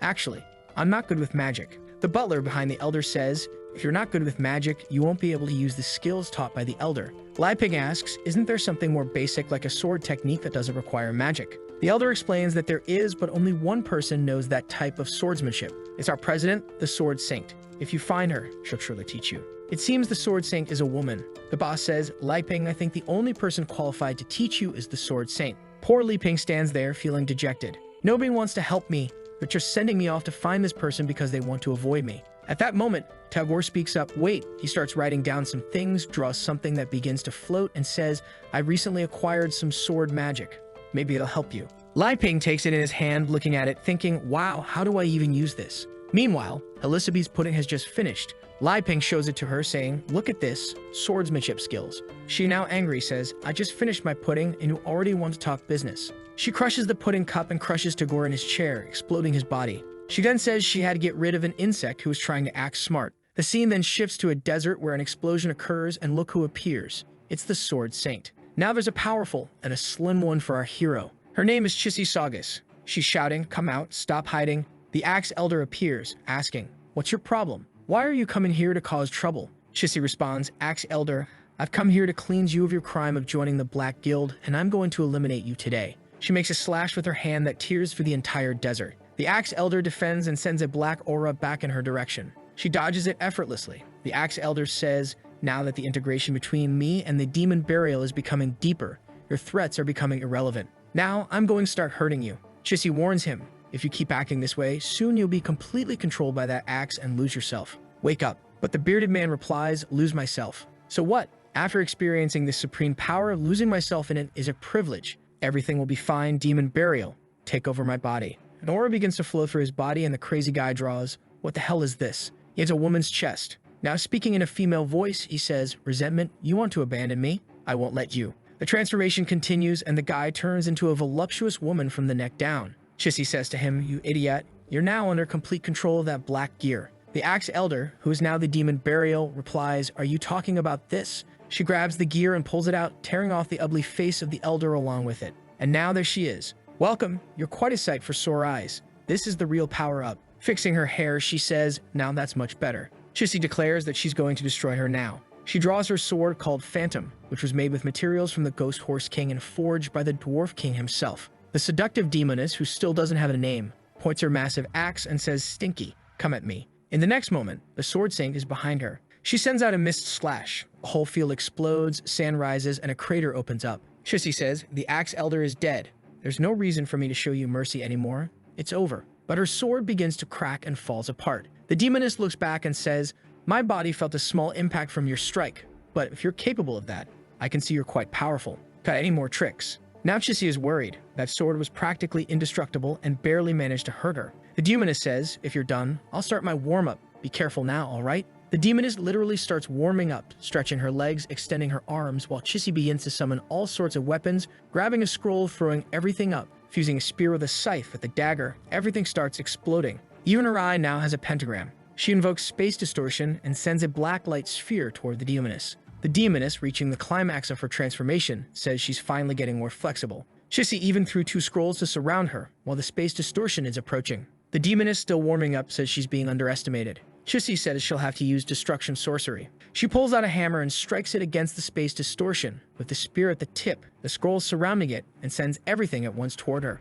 But in 0.001 seconds, the demoness smirks, makes a slash, and in another 0.001 seconds, the slash begins to cut through everything the Sword Saint had sent, tearing through the entire desert. In 0.004 seconds, the slash is already in front of Chissy, and she feels that death is coming and that she's about to be sliced in half. She then invokes the protection of the 7 sword guards, but the strike comes and starts breaking the swords. In 0.05 seconds, she sees she's going to be cut in half again. But unfortunately, this time there's nothing she can do. She's struck, and the swords shatter. In less than half a second, she's finished and falls to the ground. The demoness, looking down from the sky, says she's very inadequate. Now that she's warmed up, it's time to deal with what matters. The axe-wielding demoness starts looking around. She sees through an eye that begins scanning for something. Her vision sweeps across the planet, and look who she's focusing on, Alyssa B. She says she's heading there now, while Alyssa B is running to grab the remote and some chips to chill out. She tells Lai Ping, you were always right. Staying home eating chips and watching TV is way better. Let others worry about world domination. Lai Ping throws himself onto the sofa too, saying, "Man, I'm mentally exhausted. This whole ruling the world thing isn't for me." But the queen reassures him, saying that since they've already agreed, she'll help him, so he doesn't need to worry. Lai Ping says, "Hey Elizabeth, but you should have warned me before doing something like that." She bites into it, Chip, replying that he's a very demanding boy. Back to the moment when Tagore exploded. The old sword was startled, the butler behind him drew his sword, everyone got ready, even the poor blue sword, who's barely holding on, mustered what little energy he had left. Meanwhile, the dwarf is calmly drinking, saying that the show's going to be good. The boss stands up and tells everyone to calm down and listen to him. He looks at Lai Ping and asks, "Sir, can you give us an explanation?" Lai Ping is there but doesn't even know what to say. Then Elizabeth says, "With your level, it's no wonder you're being infiltrated by the Black Guild." Lai Ping asks what she means. Elizabeth tells everyone to pay attention. She uses a deconstruction magic on the power that Tagore had given to Lai Ping, which falls to the ground with a parasite. The little creature looks around searching for something, then looks at Lai Ping and jumps toward him. Lai Ping is startled as the creature approaches, all excited. Elizabeth just flicks her finger, and it's crushed. At that moment, the butler, who was nearby, sees that Tagore's body was also disintegrating. Even the guy's flesh was a type of spell. Luna says, "So even a big figure like Tagore joined the Black Guild." And Anna adds, "Now it makes sense why so many people are joining. With so many powerful people, of course they wouldn't refuse." Elizabeth says, "Their techniques are ridiculous, nothing more than a bunch of idiotic gears." Lai Ping is biting his nails, looking like an idiot, wondering, what was that parasite? Would it have hurt if it bit me? Gold Sword then asks Elizabeth how she knew about the parasite, but she just glares at him and says it's none of his business. The old man is losing his patience and says the Holy Guild is getting weak, but it won't tolerate this kind of disrespect. The poor boss is now in a tight spot. Damn, the elder is very sensitive. He doesn't like having his pride hurt. But he doesn't know the true identities of Mr. Lai Ping and the queen. He must be thinking they're beneath him. If he offends her, the consequences here will be catastrophic. The boss then tries to smooth things over. "Mr. Lai Ping, could you please explain?" But Lai Ping replies, "I still don't understand anything either." Elizabeth pulls him by the arm, pressing him against her, using her assets to her advantage. Good stuff. She takes him away, saying it's time for afternoon tea. We'll discuss it later. Goodbye. Lai Ping waves goodbye to the boss, saying, "See you next time." The boss already knows everything is going to fall on him now. How am I going to explain all this to the chief? Elizabeth looks at him and asks if he's done. The boss stays quiet, saying nothing more. They then leave, and the old sword tells the butler to conduct an investigation in the southern region. Back at home, Lai Ping says, "If you're going to do something like that in the future, let me know beforehand. I need to be mentally prepared." Elizabeth is thinking that there are two important things to note. That guy's eye was definitely forged by Jim, the red-eyed demon. Second, the dark magic he was using was different from that of the Black Guild. So clearly there are other, even more powerful forces that haven't moved yet. But maybe none of this matters since Emilia eradicated the Black Guild's headquarters. All that's left are some demons for Lai Ping to play adventurer with. Lai Ping, lying on the sofa, says, "That parasite thing freaked me out. How did you know he was a bad guy? Teach me that. It must be magic, right? I'm not talented in that." Elizabeth is thinking, when someone uses that eye, they can see the reflection of magic. To detect it, you'd have to be as powerful as I am. However, Lai Ping's clothes don't detect magical reflections. They can sense a malicious intent before the person even does anything. In her mind, Lai Ping is saying, "Admit it, my clothes are better than all your powers." She eats her chip angrily, saying, "I'm not going to teach you anything." Lai Ping asks, "So what do I do now? Is it really enough to just do 1,000 sword swings a day? I need to learn some other techniques, right? The sword saint is missing, so why don't you teach me a bit, Elizabeth?" Elizabeth replies, "No, our agreement has 3 conditions. First, you must conquer the world with your swordsmanship and magic. Second, aside from your clothes, you can't bring any other items you've created. And third, I'll go with you, but I won't teach you magic or swordsmanship." Lai Ping protests, "When did we agree on that?" She responds, "Just now." Lai Ping says, "Fine, then I'll ask Uncle Boss. Even though he switched to cards, I think he can still teach me something." At that moment, the Sword Alpha, who has returned, says, "Better give up. I didn't sense any pure swordsmanship from them. They can't teach you anything." Lai Ping asks, "What do you mean by pure swordsmanship?" Alpha explains that it's because all of them use magic with their swords. To have pure swordsmanship, it's only possible for someone who has no magic at all. The protagonist thinks it makes sense, right? In a magical world, everyone would use power to strengthen their swords. So you know what? He stands up and says he knows what to do. Alpha tells him to stay longer, but our boy is already gone. Alpha then looks around the house, wondering what kind of place is this that he prefers staying here instead of conquering the world. He decides to investigate. He sees a microwave, a fan, a little cleaning robot, and a bunch of strange things. What are these things? At that moment, he feels a blade slicing through him and is shocked. What the heck was that? Was it Lai Ping? No, such intense killing intent wouldn't come from him. Was it Elizabeth? No, her killing intent would be more violent. Then he realizes the aura is coming from the kitchen utensils and gets confused, saying, "I'm the sacred sword. A kitchen knife wouldn't do this to me, right?" Lai Ping suddenly shouts and Alpha is startled. The poor sword runs off, stating he doesn't want to stay there anymore. Our protagonist is left not understanding what's going on. Whatever, I finally found it. A Tai Chai's sword exercise book. Helps prolong life and cure diseases. Stay fit and learn the mysteries of nature. Lai Ping opens it confidently.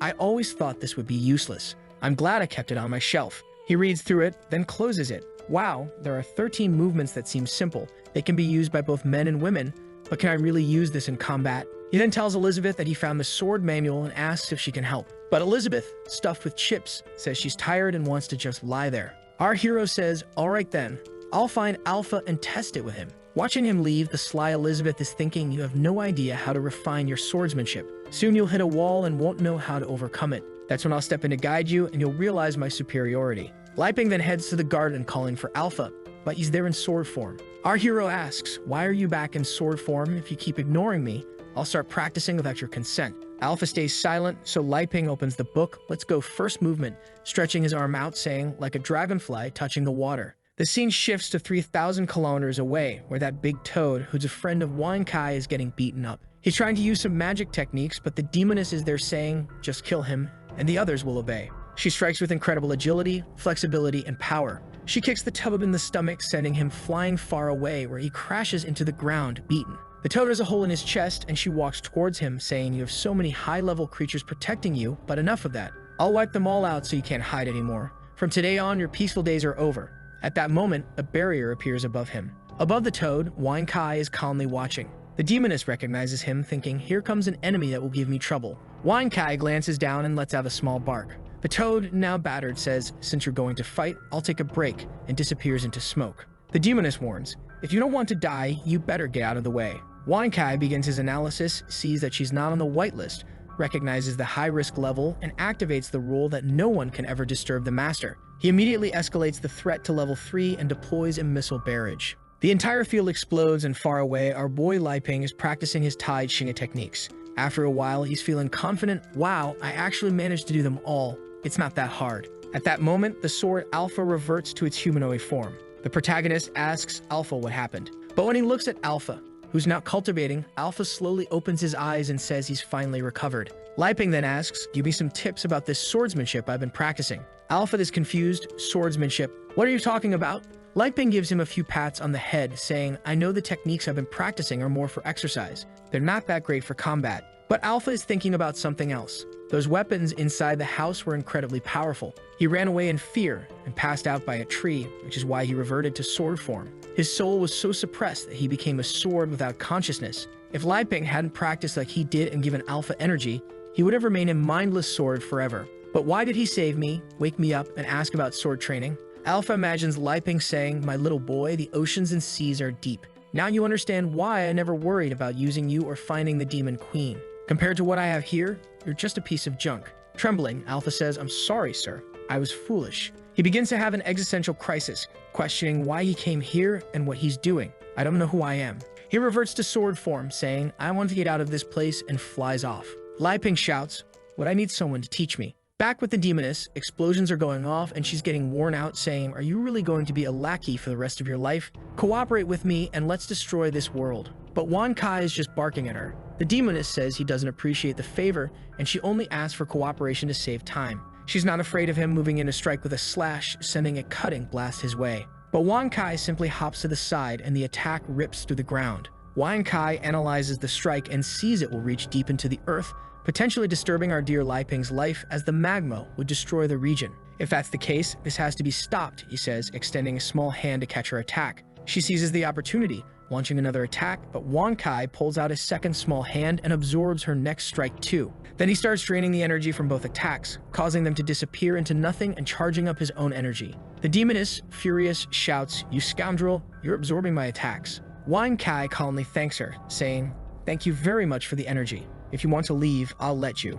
She draws the demon burial axe, saying this attack was meant to finish off that heartless person. But now I have no choice. I'll have to finish you off, dog. The constant destruction of hope, the eternal torment of waiting, the sadness and fury of being abandoned. The resentment I've accumulated for 500 years is all now gathered and about to explode. Filthy dog. Now that you've seen this, you're about to be sliced in half and die. She sends the resentment of the final deadline his way. Wang Kai, still calm, scratches himself and then reaches behind him, pulling out a small mirror. A simple, perfectly smooth mirror, a creation of Li Ping. The entire attack strikes the mirror and is reflected back. The demoness is stunned, even the axe's eye is in disbelief as the power rebounds. It travels off into the galaxies and explodes in several planets. The demoness in disbelief looks on, my 500 years of resentment gone just like that. Wan Kai then releases a few drones. The demoness tries to react, but she's surrounded by the drones, which construct a force field around her. Wan Kai, now lying down, says, "This is the second strong woman to invade, but after getting beaten by the first, I powered up to handle any risk."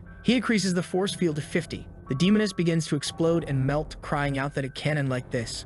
She starts screaming that she won't give up, but the force field is already at 100. As the eye of the weapon agonizes, everything explodes and the demoness collapses to the ground. Wan Kai, stretching, comments that the opponents he's been facing lately are quite strong and he'll need to upgrade himself. At that moment, a hand emerges from the ground, startling Wan Kai. And there she is, the Sword Saint, making a well-timed appearance to teach our boy some important lessons. She had a legendary lucky pendant that saved her life. Meanwhile, back at the house, Elizabeth is watching TV, but she's getting bombarded with ads and is getting frustrated. Damn it, so many ads. I'm going to tell Li Ping to get me a premium subscription, but then she realizes her chips are all gone.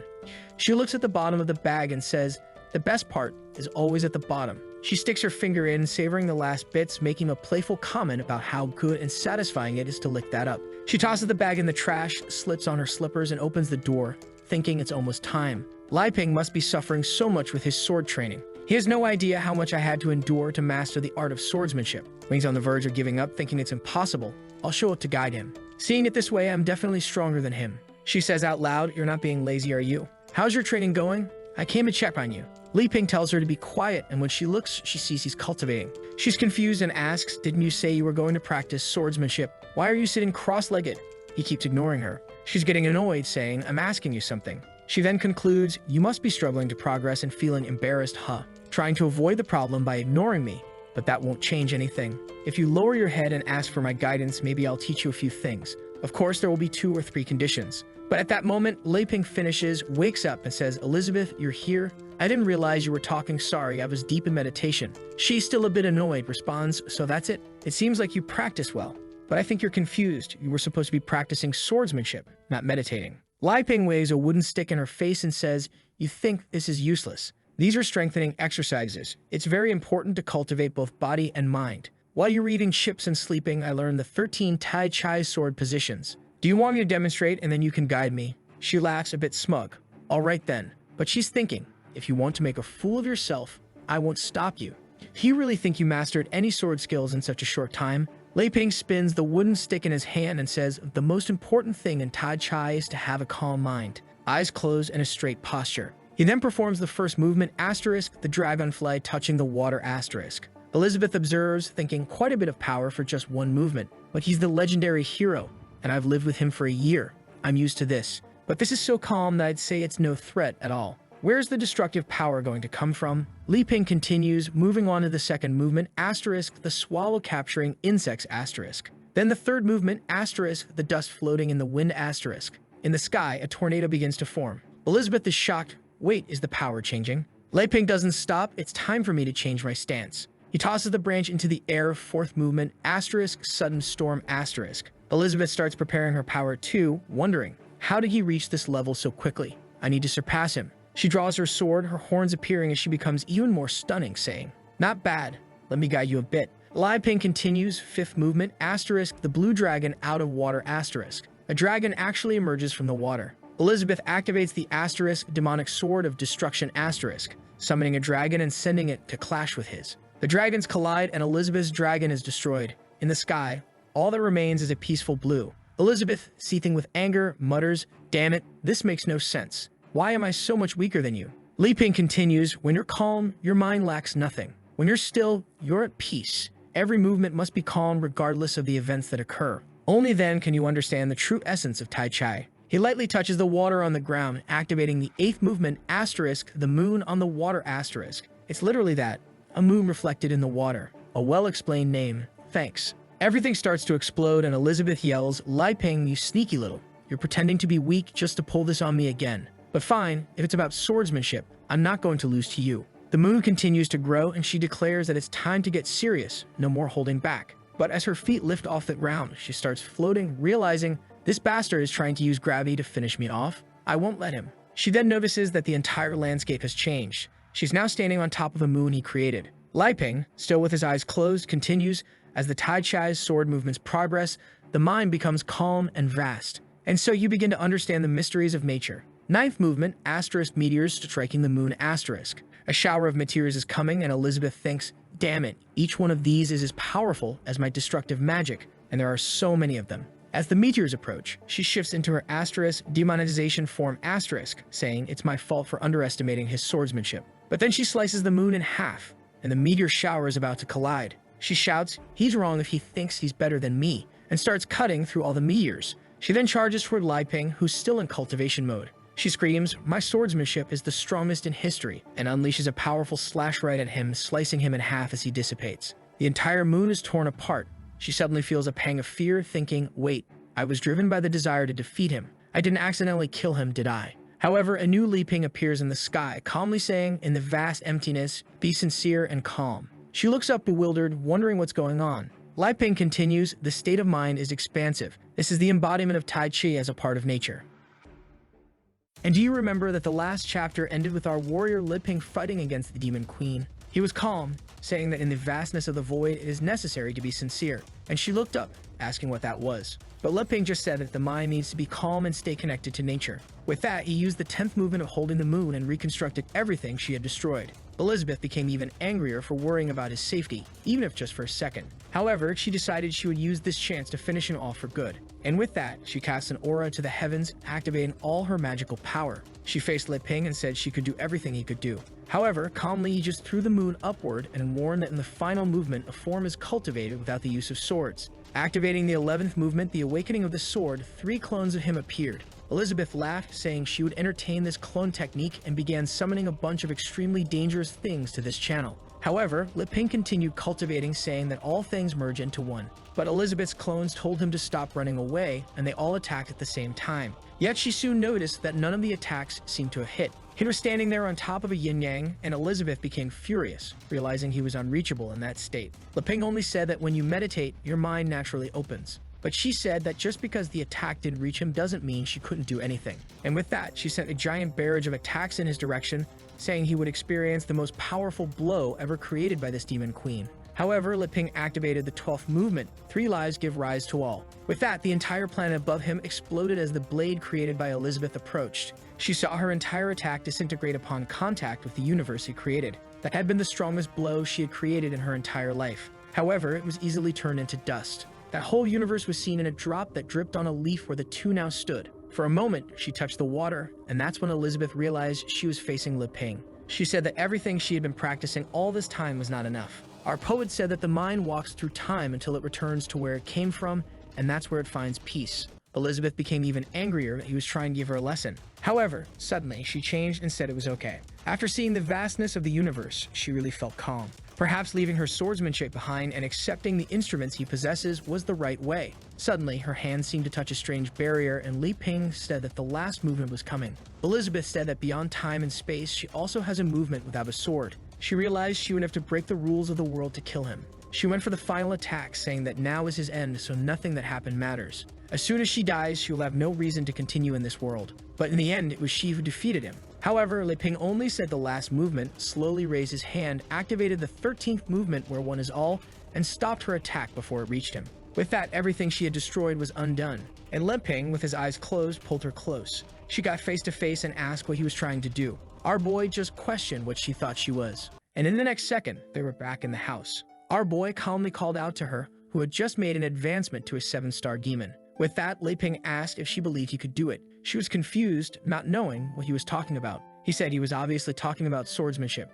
Even though he had learned simple movements, she thought he was getting better. The poor girl was confused and somewhat in love. However, our boy honestly wanted to know if there was anything he could improve on. She continued just staring without saying anything. And our boy began to feel embarrassed, wondering why she was looking at him so much. She realized she was a bit disoriented and pulled away from his arm. Our boy stood there awkwardly, while she was like a statue beside him. He realized the mood had turned sour and decided to break the tension. She then says that even with her eyes closed, she could feel how much she guided him. So clearly, she's an expert. However, while he's talking about a bunch of things, she's just caught up in her usual misunderstanding. She thinks that Li Ping pretended to want to learn swordsmanship just to help her evolve. First, he expanded her senses and then put her in a desperate situation. After pushing her to a limit she never imagined, he brought her back to the beginning and then she evolved. She tells herself she was foolish when she really thought she could ever defeat him someday. Clearly, he's not interested in fighting for fun and doesn't want to risk destroying this entire world either. If that's the case, there can only be one reason he's still helping her. My goodness, even the author decided to ban this here. She's certain that our boy's plan is to make the strongest baby in this world. Li Ping is trying to talk to her, but she can't pay attention to anything. And now she thinks he's strengthening her so she can carry his child. Suddenly, she snaps back to reality and tells him to stop belittling people like that. He's making that usual silly face, wanting to know what she's talking about. However, now she's certain that every time they fought, he was deliberately afraid of hurting her. In her mind, Li Ping always wanted to train her as little as possible, or else she would break in the process. She says she will have to swallow her pride, but she will say this. She then admits that she promises this to him, but he will have to tell her something. Our boy is confused and asks what she wants. She wants to say something, but she can't muster the courage. Then suddenly, something falls beside them. Confused, he turns to see what it is. Of course, it's the little dog bringing the completely battered Sixie. Li Ping approaches and asks Enkei what that was. He has no idea because once again, the little dog brought someone injured. Seeing how badly she was beaten, she asks why Enkei hit her so much like that. However, the dog strangely thinks this was some kind of compliment. At that moment, the poor thing feels a violent aura. Obviously, it's Elizabeth wanting to know why this stinky dog brought another person, and she asks if he forgot what she promised the last time. Meanwhile, the sword is flying around, and the Alpha appears in the middle of some distant garden. He's exhausted because he fled in fear for over 30 kilometers. The poor guy just woke up, and this situation is far beyond his comprehension. The hero of legends not only went against the script, but is also having a wrong relationship with the Demon Queen. Moreover, everything that damn Li Ping builds is much stronger than he is. In that house, he's just a piece of scrap metal, so what does his existence mean? Why is he only being used to chop wood, and what was the intention of whoever put him in this world? However, he is determined to rediscover the meaning of his existence to regain his confidence, when suddenly, someone asks for help. He turns around startled, asking who it is. It's the girl from the demon burial, battered on the ground. The Alpha quickly realizes that she is a spiritual weapon. He approaches and asks what happened and where her real body is. She says it was destroyed by a bad guy and begs for help. The Alpha is moved, seeing that not only is she wonderful, but she also needs him. She agonizes, saying she won't last long and needs to act quickly. The Alpha asks what she wants him to do since it won't be possible to find a spiritual body so quickly. She says the best solution would be to temporarily enter his body. The Alpha agrees, thinking that he really has enough energy to sustain her for a while. And at that moment, the Evil One thinks she managed to deceive him. However, the Alpha starts laughing in her face, leaving her confused. And then he asks if she really thinks he doesn't know what she's planning. At that moment, she thinks that even though she's tired, she'll have to force this weak guy. Feeling full of himself, he says that it seems she knows he is the legendary sacred weapon called Alpha. The boy is all emotional, just got abandoned, but has already found someone who needs him. He then extends his hand and says that since it's her, he sees a possibility. If it were anyone else, he would refuse. The woman thinks she really found the biggest idiot of all, but later she'll just replace him with someone better. She then starts to get up and with all of her charm, asks him to come closer. He approaches and asks what it is, and here comes the little hand. She brings him closer to her face and tells him to look deep into her eyes. He clearly doesn't have that much courage and asks what the next step is. She tells him to look straight into his own eye, and with that, he apologizes awkwardly. He then says that no matter the resentment he carries, she will help resolve it. And with that, a strange hypnosis begins to move towards him. The Alpha wonders what his resentment is. Then, under hypnosis, he says that the problem is that he's been losing the meaning of his own existence. She replies that if that's the case, he should just hand over his body, and she'll take care of any problems. With that, she jumps and starts to invade his body. The Alpha begins to stand up with her aura. And now, under her control, he says that she will finally get the revenge she wants. She just finds it strange that this body seems very weak for someone who claimed to be a sacred sword. But whatever, since the resentment he carried was indeed very strong. Now she's going to avoid that dog and find a way to finish off Elizabeth once and for all. The scene shifts to someone waking up and seeing Elizabeth. Of course, it's Chi-Chi, who is now going to suffer at the hands of the queen. As soon as she wakes up, Elizabeth is already there staring at her. Chi-Chi asks who she is and why she was saved. But the queen just says that she's not in a position to be asking questions.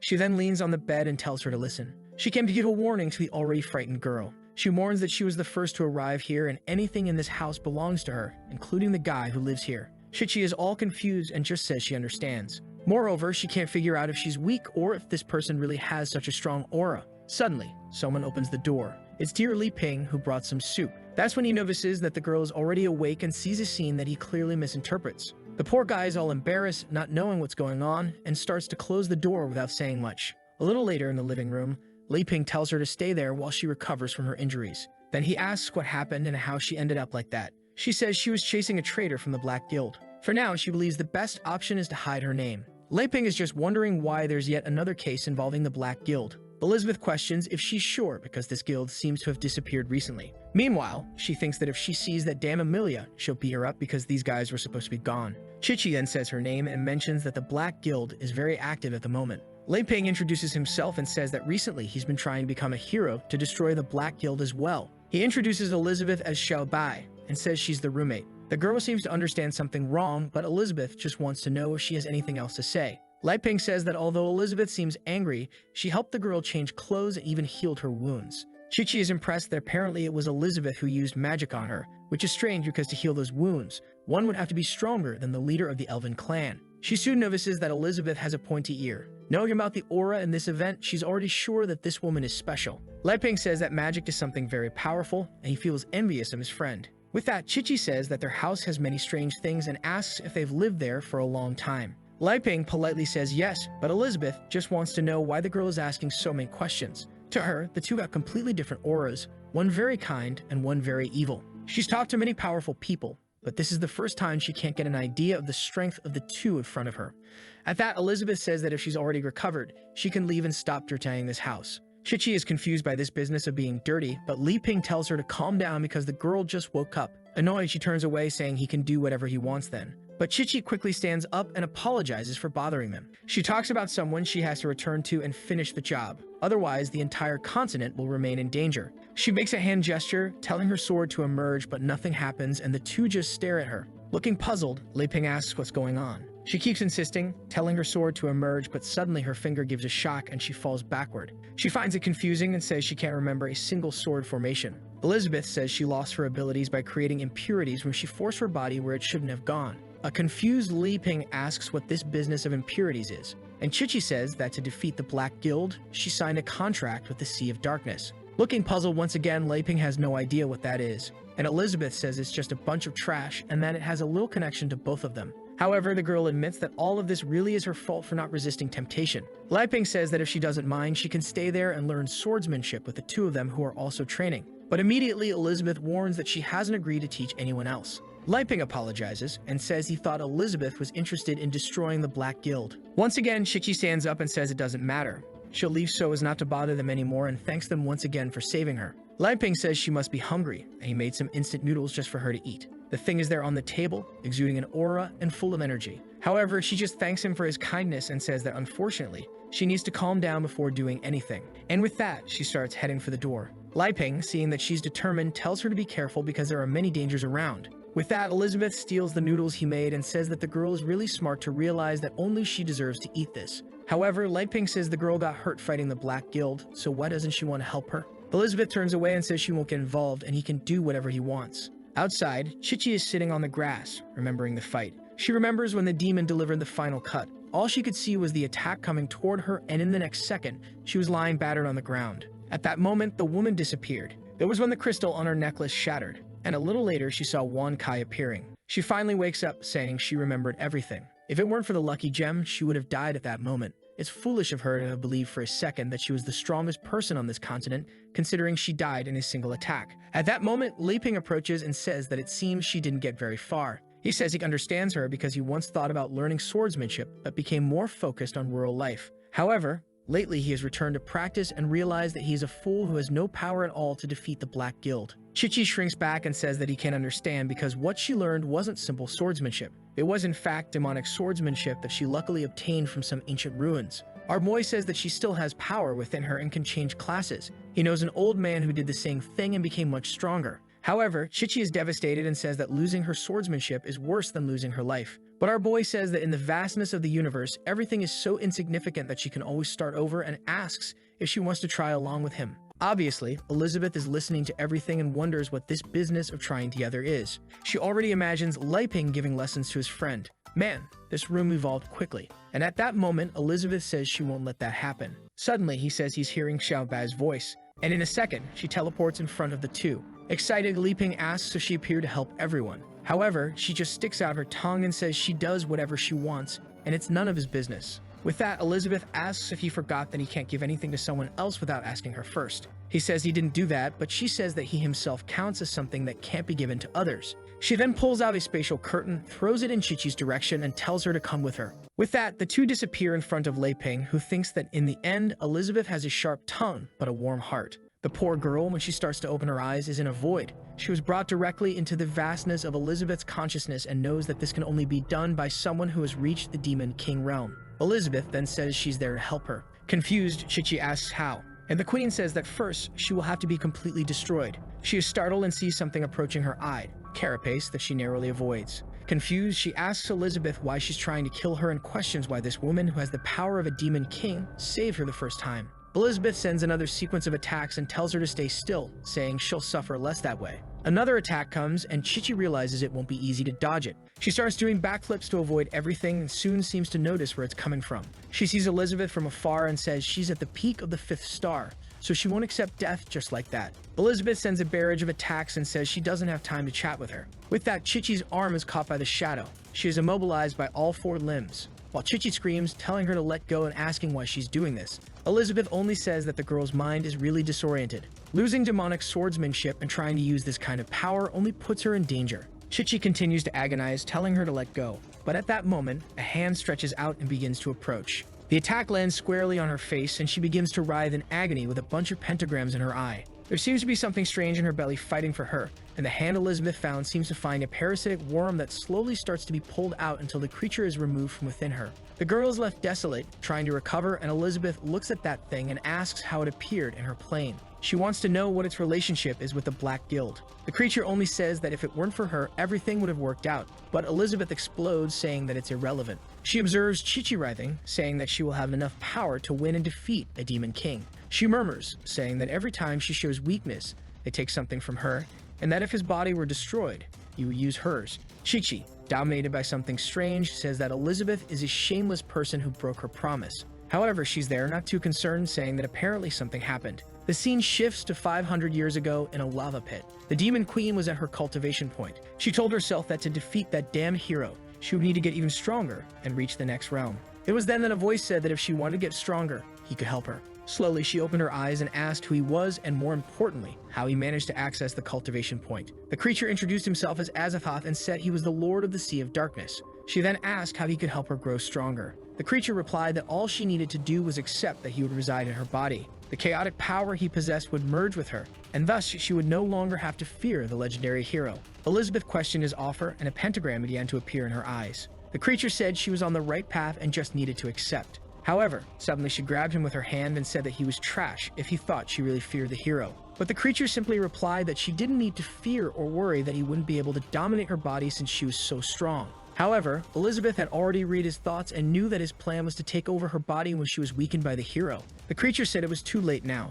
She had come into contact with the spiritual sea, and the contract had been formed. If she refused the union, things could get worse for her. But she just threw him aside and said she had already absorbed chaotic energy long ago, and that the energy he offered could only convince someone weak. With that, she threw him aside into the lava. Back to the situation with the possessed Chi-Chi. She launched an attack telling Elizabeth to die, but Elizabeth easily activated an impenetrable barrier that blocked all the energy. The creature wondered how it could be so difficult to defeat that woman. However, Elizabeth simply responded that the swordsmanship she was using was created by her, so it's obvious she knows all its weaknesses. Moreover, the title of the strongest swordsmanship no longer belongs to her. The monster couldn't understand, especially since he was already a 2-star demonic creature, so this shouldn't be happening. Elizabeth just said he was like a frog in a well, someone who believes they are strong simply because they don't know the vastness of the world. Suddenly, the creature placed its hands on the ground and tried to retreat, telling her to wait. For now, she might not be able to overcome this, but soon she would unlock the seal on her body. The creature tried to free itself, saying that hand was in the way.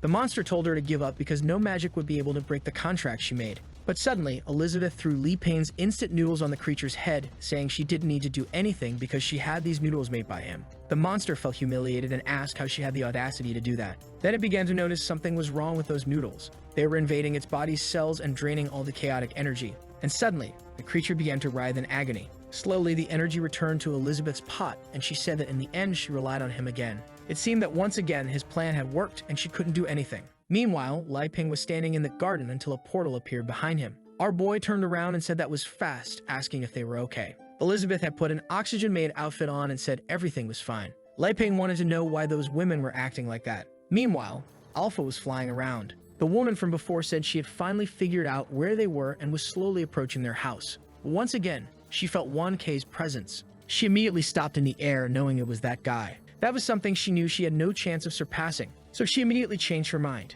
However, the poor little dog had been beaten by Elizabeth for bringing Chichi, and he remembered the blow he took from her transformed. That's why he had to stay on the ground all the time to fix himself. The demoness couldn't understand how this dog seemed to be everywhere around this house. She decided to try again from another direction to avoid his presence. But once again, he was there too. She ran to try and find another alternative, and an hour later, she was making moves everywhere, trying to figure out how he was always where she went. She was already certain that she had been discovered, and this dog was toying with her. With that, she transformed into Alpha and said that if she didn't defeat this dog, she wouldn't be able to see that person. She ran towards him, saying he could kill her, but he couldn't humiliate her like this. Alpha began scanning her approach. She prepared a dark attack, saying she would finally end this. He identified Alpha as a master's item with a danger rank of D. He immediately activated whitelist mode, went behind her, and pulled out a stick, stretching it out with a welcome back sign. Obviously, he stopped confused in front of the dog, who asked how this was his home. But Wankai just gave a little paw and pointed to the house. With that, he approached the two,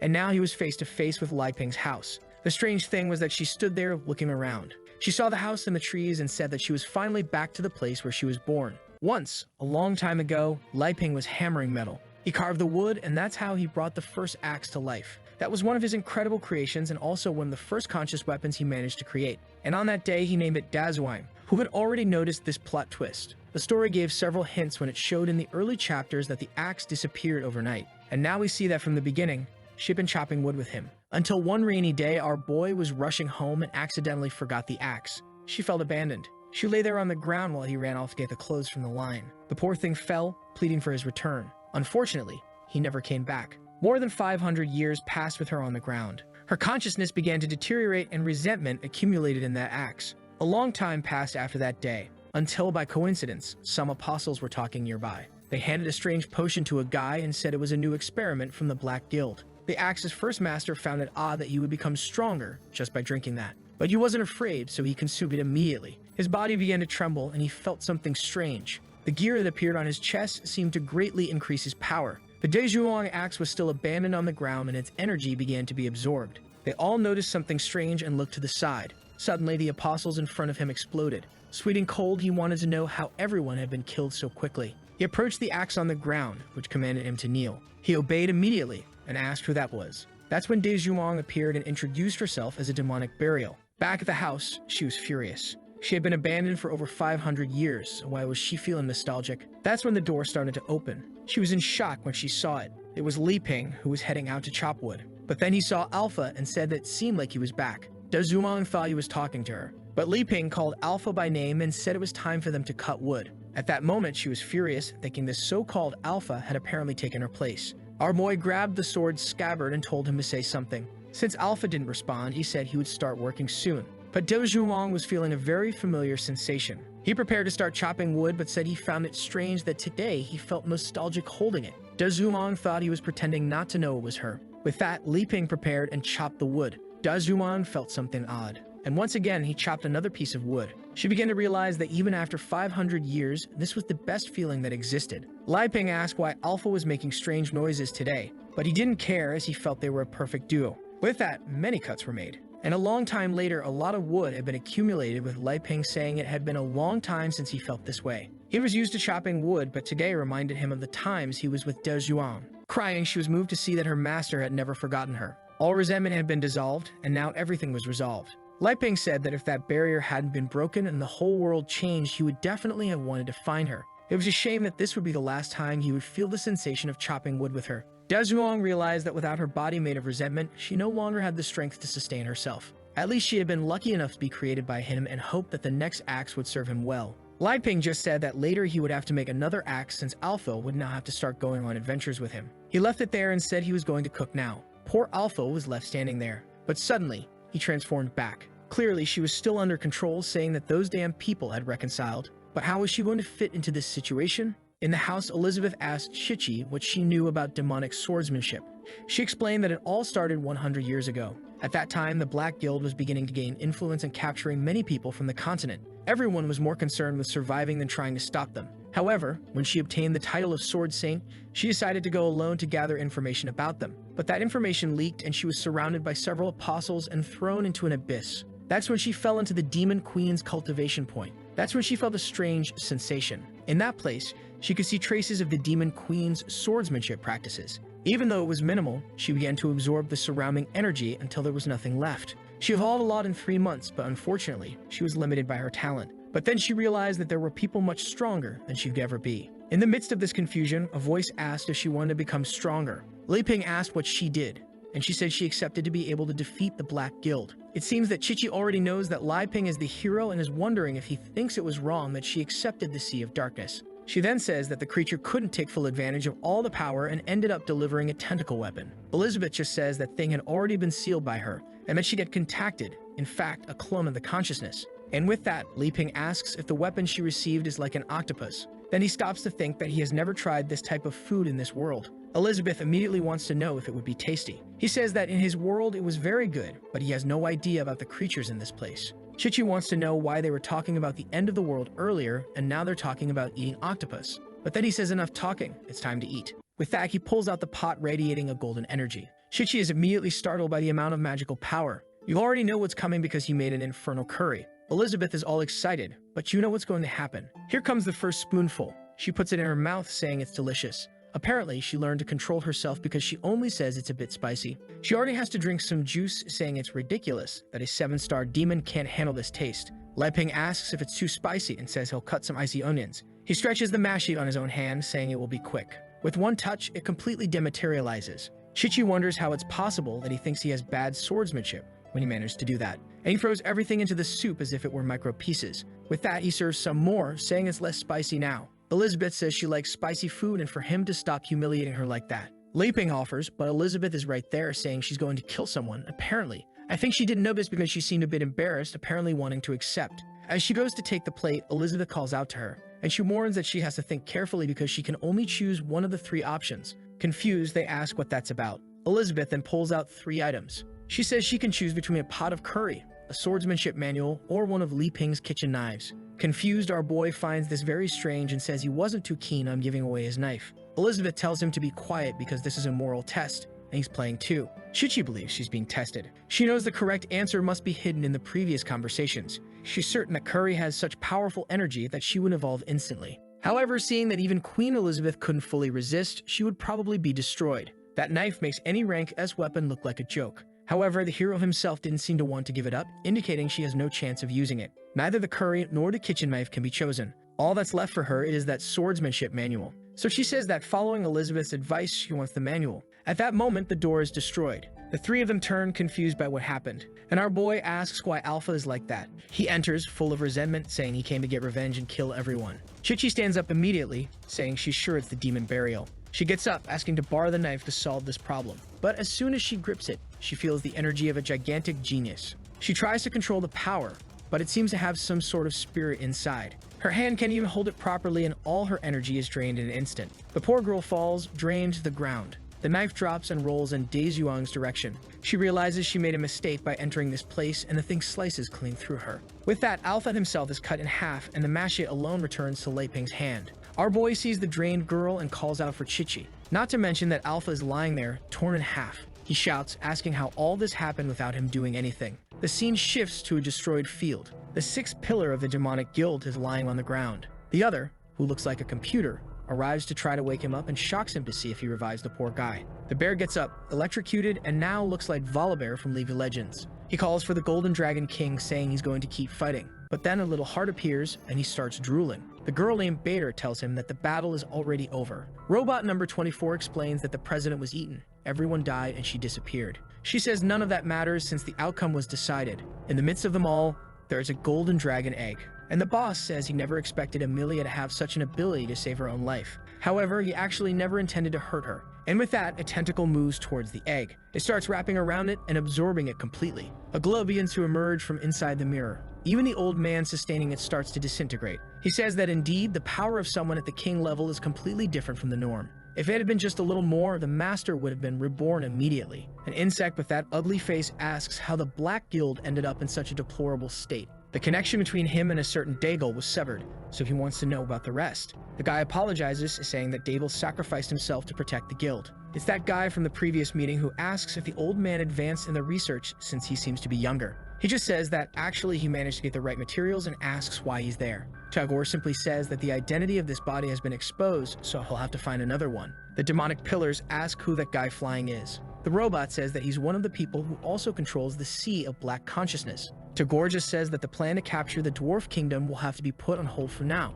And the boss on top of the portal says that unfortunately, they lost many apostles. A few years earlier, when the old man was doing his research, he finally thought he had found what he had always been looking for. When he pressed the button, Elizabeth began to be reconstructed. He was emotional, thinking he had really succeeded, and number 24 praised his work's success. But soon she started to turn into a corrupted mass, and with that, she disintegrated. The old man was desperate, realizing it wasn't going to work. Once again, all of his research had failed. He had no idea why the body was still so unstable, and the years of relentless research were starting to catch up with him. The time a human has on Earth is too short, and he needed to evolve before life ended. Until something appeared and said that if he wanted to become stronger, it could help. The old man asked who it was. The creature introduced itself as Azathoth of the Sea of Darkness, and said they should work together. A rat that was nearby began to transform and go mad. In the same instant, it turned into a giant creature, and the old man realized that with chaotic energy, he would have enough power to resurrect anything he wanted. Azathoth then said he had all the energy the old man wanted but would need some bodies. That's when various creatures began to be born and the gears became part of the demonic cult. It didn't take long before hundreds of thousands of creatures were incubated. Azathoth asked the old man why he didn't accept the demonic energy as well. The old man said he wasn't interested since his only plan was to resurrect Elizabeth and not to become stronger. The creature said that was fine, he would take over that place for a while. He realized that that damn Malfoy was very cautious and that the plans wouldn't work on him. That's when he handed over the tentacles, which were another part of his consciousness that would take care of that place. Malfoy said it was okay and would make him an apostle. Azathoth smiled, and that's when another part of his plan began. Back to the present. Azathoth asks how long it will take to reconstruct the sovereign body he had. Malfoy says it will take a long time, especially since this entire place is now destroyed. But Azathoth tells him to stop lying because he knows he can build a demon king in minutes and asks why he doesn't hand over that Elizabeth clone. But the old man says that if he mentions that again, he'll be killed on the spot. The subordinates immediately kneel, wondering if this is the true power of the president. Azathoth says he doesn't need to be so serious and that he was just joking, while thinking that Malfoy is extremely dangerous, so he can't reveal the information about where Elizabeth is. He then says he's leaving and will return when he has new information. The old man starts licking the mirror, saying it will soon be ready. The master will return to him in an even more perfect form. And clearly down below, there's a clone of Elizabeth all ready to go. The scene shifts to the city of Boss. Apparently, Elizabeth sent our boy there to explore as an adventurer. What he's wondering is why the entire place seems to be under reconstruction. Then he sees a giant church and wonders how Annie is doing. He decides to run over to knock on the orphanage's door. He knocks on the door, but it strangely opens right away. The pig is inside, and everyone is telling him to keep scrubbing. Lei Ping immediately questions why this guy is there. He kicks the door, telling them to stop that. The pig trembles and asks why he's there again, while Lei Ping just wants to know where Annie is and what happened to her. He just gets up, saying she's resting upstairs, and asks if Lei Ping thinks he's playing around here. As always, our boy thinks he can't do anything without Elizabeth, and the pig asks for help, saying he's very tired. Then someone approaches, fixing their hair. As she spent some time at home outside, the years passed much faster.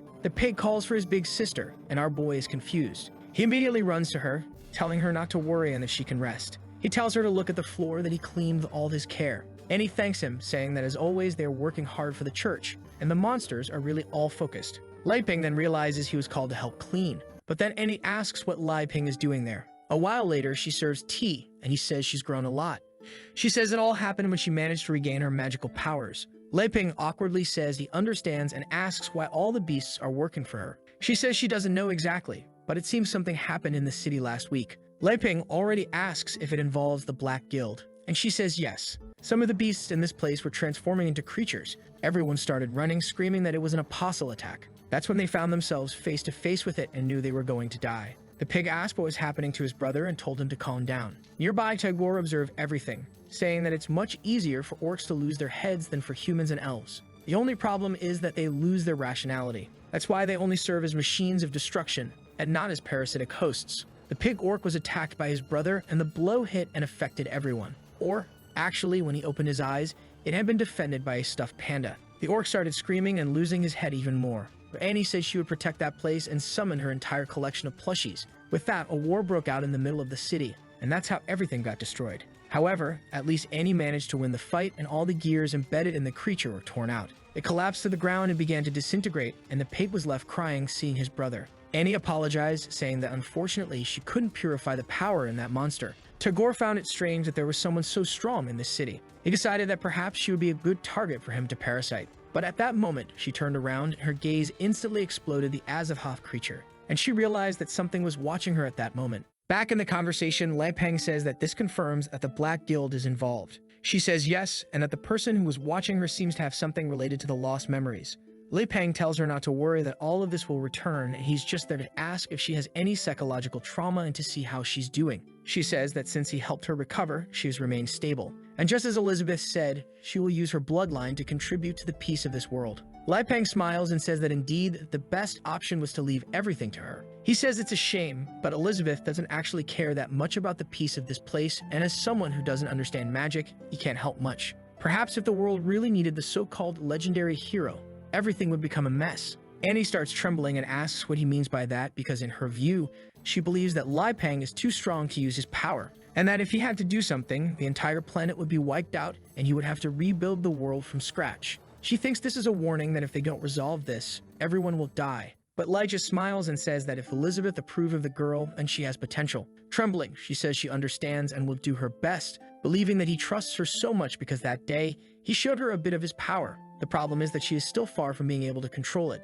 She apologizes, but Lai Peng says it's okay. He pulls something from his back and tosses a bag onto the table. A bunch of fruits that he says he promised on his last trip and now brought for her. At that moment, Annie thinks that he always knew of her limitations and brought magical fruits to help her achieve what she needs. This means he's been supervising what she says and ensuring she can use the power he gave her. With that, she thanks him, saying she'll do her best to protect this city. He says that if that's the case, she trusts that nothing will happen there. All because he needs to fulfill the agreement that Elizabeth will be able to rule the world. She's confused by this business of Elizabeth ruling everything, but she says that apparently, if the sacred hero is involved, it's a good thing. Our boy tells her to stop thinking about these things because it's not quite like that. He just wants to dominate the world with her because she says that's the easiest way to ensure everyone's peace. But unlike her, he wants to do it differently. Hesitantly, and he asks what way that is. He says he'll tell her more later. Today, he's here to ask for advice. He knows she's read a lot of books if he wanted to ask about the continents and the major forces in each of them. Annie replies that he can count on her. She doesn't know much about the Black Guild and the Demon Kingdom, only that they have some main forces. The Dwarf Kingdom is more secondary but has a direct connection to the Sword Saint. The Guild of Swords is the most important of all, and anyone who wants to establish themselves must gain their approval. With that, she starts explaining the map of the world and each person who dominates these places. There's a lot of text to say that basically the Sword Saint is the strongest in this city where they are as isolated from everyone else. That's why no apostle was sent to help her. Lai Peng realizes that it's as he imagined and each person is more concerned with their own territory. Annie then says she would like to know how he plans to achieve peace on the continent. He says that true peace cannot be achieved just by destroying the Black Guild. They would need an alliance to stop any evil in this world. He believes he has no strength at all, so his plan is to create a unit that would eliminate the apostles. The current problem is that he doesn't know how he will convince people, so he's following Elizabeth's method. Annie says she's starting to understand perhaps this business of a different method from the Demon Queen. It's because the whole world is just a bet between the two of them. They are betting to see who has the most effective method. Elizabeth achieved peace as quickly as possible, but as soon as she disappeared, everything fell into chaos. However, Lai Peng wants to show that unity and collective power are the solution for lasting peace. He is planning to visit the entire continent to recruit people who fit into his plan, and she, in the midst of all this, is just a pawn being used in this game. The most dangerous thing is that if she doesn't demonstrate power, she will likely be eliminated. However, she tells herself that she can't think about these things since it's for the greater good of the world. She needs to become stronger with the angel he gave her and help him as quickly as possible. Lai Peng says she seems thoughtful and asks her to explain what she's thinking. He wants to know about the kingdom of Aristotle, famous for its technology and magic. She says she doesn't know much, but it seems they have some giant metal things that can move mountains with little energy. He becomes thoughtful and concludes that it will likely be the first stop. However, Annie warns that it's actually better for him to go to the Elven Kingdom since Aristotle is currently closed. Moreover, it seems that a guild recently accepted by the Sword Saint entered the Elven Kingdom and gained a lot of reputation. Who could these elven guys be who gain reputation? Obviously, it's the father and daughter. The father warns that to enter the Elven Kingdom, they will have to pass through the purgatory of plants.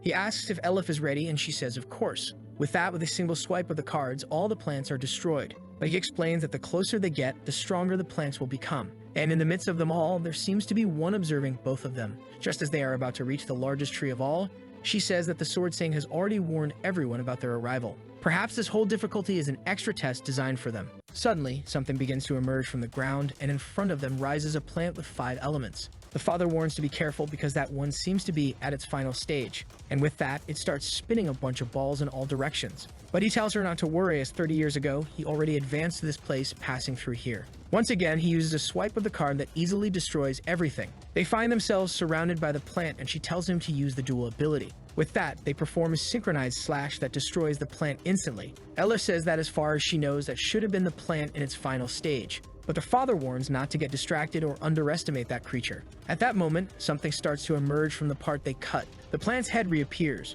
but this time with 4 mouths. Moreover, from each of the mouths, others emerge and they all start firing. The project's shooting in every direction, and Elif uses a card barrier to block it. The two have to team up or they won't survive. Some cards, however, begin to fall to the ground, destroyed. Elif admits she really underestimated the enemy and was even injured. But man, those cards serve for everything, and he tells her not to worry. With that, the deck passes around her arm, healing it. He says it's better for her to rest, but she insists she can still fight. However, he tells her to be more careful this time because that thing seems more dangerous than usual. Suddenly, something purple starts to emerge from the plant, and elemental pieces begin to appear from all sides of it, from darkness and ice to metal and fire. The father says that even someone extremely prepared would have difficulty dealing with something like that. However, the last time they came, the Sword Sing ended it instantly. But on the other hand, this one seems much stronger than the one he knew 30 years ago. The only way to defeat this will be by using the true deck. Elif asks if he has the courage to use the 10th card, but he says that the 3rd card will suffice for now. Suddenly, an arrow almost hits them both. It gets stuck in the ground and seems to be a new plant that emerges, and from it, a strange pollen begins to spread. However, the 5-element plant seems to react to it. It begins to tremble, and in an instant, it retreats back into the ground. The daughter says she's feeling a familiar aura, and he says it's because she's an elf. Suddenly, a spirit appears in front of them both and extends its hand, telling them to enter. The arrow then disintegrates. The father says that it seems they have been recognized, but Elif wants to ask a question. If her mother is in that tribe, why didn't she come to fetch them both? He tells her not to doubt her mother's love, but that the elven hierarchy in this place is more complex than she thinks. And the truth of it all, they are about to discover. With that, they walk calmly through the forest until they reach the elven tribe. Everyone there is looking at them and commenting that the girl is a half-human, half-elf mix. The women even say they can smell something disgusting coming from her. Elif asks her father why everyone seems so hostile. He says the people there have never left this place, so they don't know how to deal with differences. She then questions why there are elves in various guilds that are extremely powerful. The boss explains that there are several tribes around the entire tree, and each one has its own hierarchy. Moreover, the closer to the center, the more resources it receives. For example, common people in the center are considered nobles in other places, while those from the outskirts who come to the center are considered from the periphery. He warns that there are some exceptions, and she asks what they are. However, before he can answer, a mist passes by them. A girl appears on a horse, introducing herself as Blanchett, the general of the elven tribe. She says she will show the way to the sacred land and tells the two to follow her. With that, before they can respond, she already starts leaping ahead. Elif says they don't seem very friendly. However, the father tells her to get used to it. The deeper you go into the forest, the more common this is. He climbs onto the cards and warns that her mother must be waiting in the sacred land. With that, they follow Blanchett through the forest, and Elif comments that it seems the path closes behind them. He explains that the elven forest is impossible to enter unless you're authorized. After some time, they begin to approach the great tree. She is impressed, and the boss says that this is where it all began, back when he was 19 years old and a member of the Holy Guild. Someone was shouting that they couldn't control it and for everyone to get out of the way. This person passed through, destroying the entire elven village. Clearly, the horse was out of control. However, someone mounted it and from behind took her hand and told her to stay calm, that this was how it was done. The elf was embarrassed but thanked him, and the man said not to worry, he would help her. He approached and said that if she wanted to thank him, she would have to let him take a ride with her. With that, the two were there enjoying the ride together. They went up to the upper part of the kingdom, which was uncommon for a human. The boss was impressed, but the elf said it was better to go back because she was embarrassed. Confused, he asked why she was so shy. She said it wasn't shyness. It was just that she was scared because she believed she would never learn to ride that horse. The boss then points out and tells her to be careful because her father is watching everything. She tells him to hide because if they find out that someone from outside rode that horse, he will be killed. The boss says he was lying and that her father isn't there. The poor girl is confused, wanting to know why he's telling such stupid lies. He tells her not to focus on the details and just appreciate how beautiful the landscape is. She is impressed, saying she had never gotten so high in this region. He says that if that's the case, they should have a little more fun, and with that, they start climbing to the top of the tree.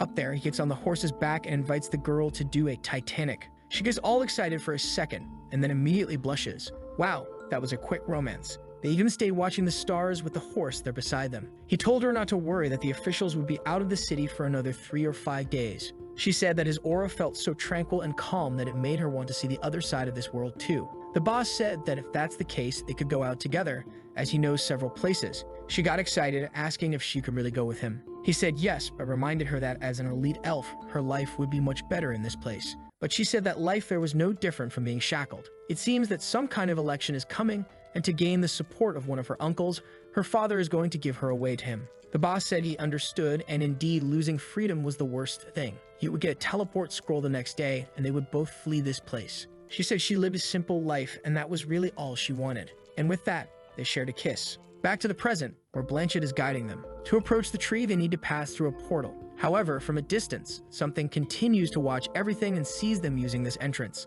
Inside, they see a large green field with a tree in the center. Blanchett slowly approaches some people waiting for her. With that, she thanks the servant and tells him to leave. She approaches the elders and says that her mission is complete. Elif asks the boss who those people are. He tells her to be careful with her words because those are the elven elders. However, suddenly she feels something strange. Her body becomes nauseous in an instant. The elven elder named Verton tells Blanchett to step aside. Another named Elrond also introduces himself, and the girl named Avery says it's been a long time since she's seen the boss. Awkwardly, he seems impressed and says it's really been a long time. With that, Sinclair greets all the elders. Elrond remains silent, and Avery says he's changed a lot, especially since he used to be a young boy. But Verton says she already knows he's there because he wants them to join the Holy Guild. He says that actually, they want to form the Heroes Alliance to go after the Black Guild that is being formed, and he came specifically to ask the elders to join. Avery laughs, saying she knows very well that the Holy Guild has weakened a lot. And Verton says everyone knows that the Sword Saint has been missing for 3 months. He says that's why he wanted the help of the elves to locate the saint. She is essential to the plans, and all the elves who know her are well aware of her power.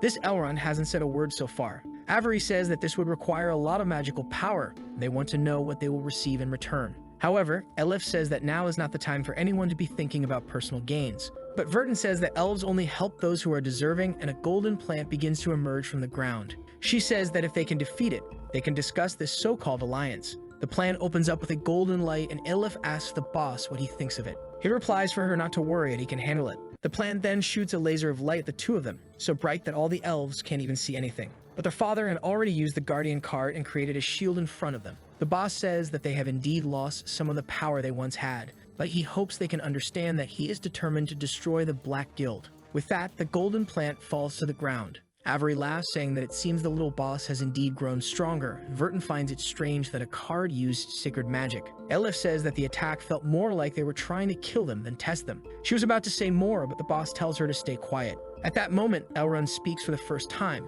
saying that it has been 16 years. Hesitantly, the boss just agrees. Elif questions why he is so polite to these people who are clearly trying to make things difficult for him. The boss then reveals that the man in front of them is her grandfather. Verton then says that apparently Nikita's daughter is now 16 years old. Elif is confused, having no idea she was in front of her grandfather. Suddenly, he starts throwing confetti and playing a trombone, saying she didn't expect this. The two of them are completely confused by this sudden change. Avery says she warned it was better not to play around, but Verton says it was fun. Confused, the boss wants to know why they did that. Elrond grabs his hand and says not to worry, and that he can call him grandfather. The old man, feeling awkward, questions the sudden change and asks where Nikita is. He says not to worry and just to follow him. With that, he gives Elif a nod. Confused, she asks if he understands what's happening. He says he has no idea, but maybe her mother has improved her relationship with him. However, Elrond does not look healthy at all, and from behind, Blanchett is just observing them. A group gathers in front of the tree. Elrond says that the tree seen from outside their home is a projection, and the one before them is the real one. Its birth can be traced back over 500 years. The first elder, Tevala, used her own body as a nutrient to create this tree. With the powers provided by it, the elves became stronger and began to gain influence. The problem is that all that influence began to wane as the tree started to wither. As a result, many elves began to flee and join people from outside this place. That is why they prohibit marriages between elite elves and outsiders, to prevent the natural talent provided by the tree from being lost. And that was the reason he opposed Nikita's relationship with the boss. But now he's going to show the true home of the elves, something not even the Sword Saint knows about. The boss, confused, asks what he's talking about. Elrond raises his arm and activates a magical removal. Elif instantly feels the same nausea as before, and the illusion that the tree was well-nourished begins to fade. The true form of the divine tree, with several elves trapped in it, is revealed. Elif covers her mouth, unable to even look at it. The boss asks why it looks like Nikita is in the middle of it. Elrond says that she became a nutrient to keep the tribe alive, and in the middle, they can see the completely withered face of the man's wife. The boss starts screaming, calling out for Nikita. He grabs Elrond and asks how he had the nerve to bring her back just to turn her into a pile of nutrients, calling him a selfish demon and demanding that he bring her back. Elrond remains silent, with spit all over his face, and then tells Vertin and Avery that the time has come. The two change their expressions and say yes.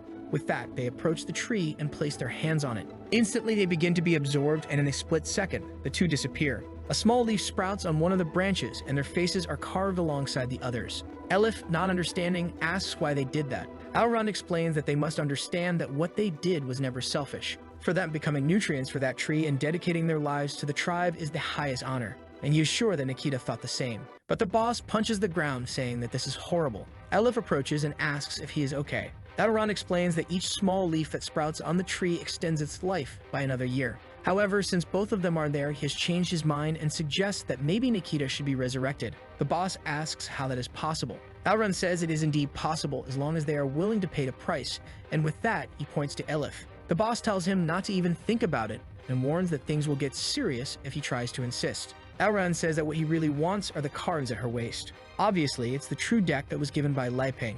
The boss wonders if he really wants the true treasure of the hero, and Elif seems to fall silent, not knowing how to respond. Elrond says that if those cards were given to the tree, he feels that it would be completely revived. This means that if there is energy left over, it might even be possible to revive Nikita. He promises that if this works, Nikita will be the priority. This leaves the boss in shock, wondering if this could really be true. However, Elif says that this is strange because a life that has been lost cannot be recovered, not to mention that those cards are meant to save this world. But someone is manipulating a book and seems to be meddling with something. Suddenly, Elrond's head gives a snap. He turns around and says that he really can't guarantee that this will work, but if it does, all the elves will be able to help defeat the Black Guild. The boss gets excited, saying that the true goal is indeed to destroy the guild and save the continent. Elif tells him that those cards are extremely important, and if they lose them, they will be responsible for it. However, at that moment, the cards start to float from her waist. The boss takes them, saying that he will take full responsibility. He gathers all the cards and asks what the next step is. Elrond says to just hand them over to him, and after the power is absorbed, Nikita will be resurrected. Elif continues to ask her father if he is sure about this. He hands over the deck, saying that he will do anything to bring her mother back. As soon as Elrond receives the deck, he calls the boss an incredible brother-in-law. Suddenly, a branch starts to emerge from the ground, and a bunch of vines wrap around the two of them. Obviously, Elif is trapped with great force, right folks? And the boss asks what the meaning of this is. That evil hand continues to manipulate the book. Elrond starts laughing, saying that it was extremely easy to deceive the two of them. For a long time now, the elves have been part of the Black Guild. Upon seeing the gears, the father and daughter are shocked. Elrond says that, in fact, he hasn't been the real Elrond for a long time. With that, a golden plant emerges from the ground and slowly opens up. Inside, someone is drinking something, and a clown appears, saying that this entire tribe has been puppets for a long time. Elrond kneels and hands over the deck to the clown, who says that the elves have been so well trained that he doesn't even need to do anything else. The boss shouts for Elif, who says it's okay. At that moment, both activate a power in their hands, and Elif says that they will take down these evil guys. The cards start to emerge from the deck. However, Elrond turns around and activates a spell, enveloping the two of them in a bunch of flowers. Elif realizes that all of her magical power is being drained. Her father tries to call out to her, but is also nearly losing consciousness. The clown congratulates and thanks Elrond. With that, the clown says he will give him a well-deserved rest. Elrond's body seems to disconnect, and the clown begins to pull the cards, saying that he feels they summon spirits. However, he soon realizes that it seems to consume life energy. As he starts to lose consciousness, the boss thinks that the clown doesn't know the true secret of the deck, so he will never be able to use it. But the clown starts to toy with him, saying that it looks like this will be easier than he thought. All he needs to do is control people to spend their life energy. A strange hurricane starts to form at the top of the forest. Everyone wonders if it's some kind of earthquake. But at the same time, they all feel that strange nausea, and their life energy begins to be absorbed. The soul of every tribe member is sent towards the center of the tree, both human and animal. The boss tries to understand what is happening. With the deck in the sky, the clown continues absorbing everyone. The life energy of the entire tribe is distributed among all the cards, and the clown smiles, telling them to absorb it all. Seeing this, the boss knows very well that there's no way anyone in the Alliance can win against something like this. The clown then gathers all the cards and smiles, saying that he will summon all the invocations. With that, each of the abilities starts to activate, including a torpedo that begins to create a crack in the sky, and the same clown that Lai Ping had summoned appears to him. At that moment, the boss starts to lose consciousness. Meanwhile, back home, Elizabeth is saying that they need to clean that pod of instant noodles as something purple is coming out of it. The thing falls to the floor and Li Ping says he wants to talk about something, but the purple mass seems to be approaching him. It gets extremely close, ready to absorb Li Ping, but is suddenly crushed by his little cleaning robot. Li Ping then sits down and says he wants Elizabeth to come with him to the elven tribe. She asks if he plans to conquer that island. He says no, he actually wants to persuade her people to join them. Besides, he remembers that Elizabeth said she knows a high-ranking elf, so she could help. Elizabeth thinks that since elves live for 500 years, that person is probably still alive.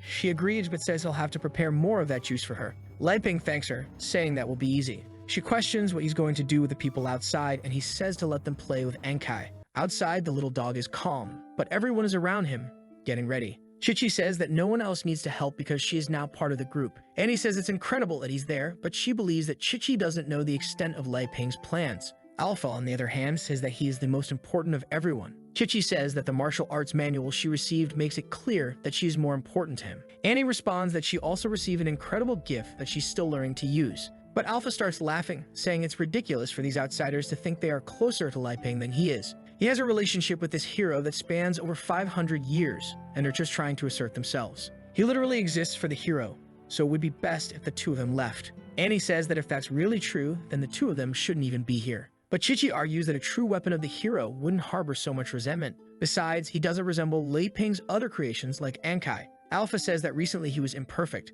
but he was broken and rebuilt by Lai Ping. Now he is the true sacred sword Alpha. Annie asks if that's true of Ankai, somewhat doubtful, says maybe. He recalls the time when the sword was broken in half. Lai Ping picked up the two pieces and was in shock. He then took an axe and thought about how you would put it back together, but the guy had some super glue. With that, he glued the two sides together, and now it was perfect. Ankai says that the master really used a great invention to resurrect Alpha, who now shows the scar down the middle of his face, saying that it is a symbol of Li Ping's love for him. Chichi says that talk is useless and that only one person can serve Li Ping and the Demon Queen.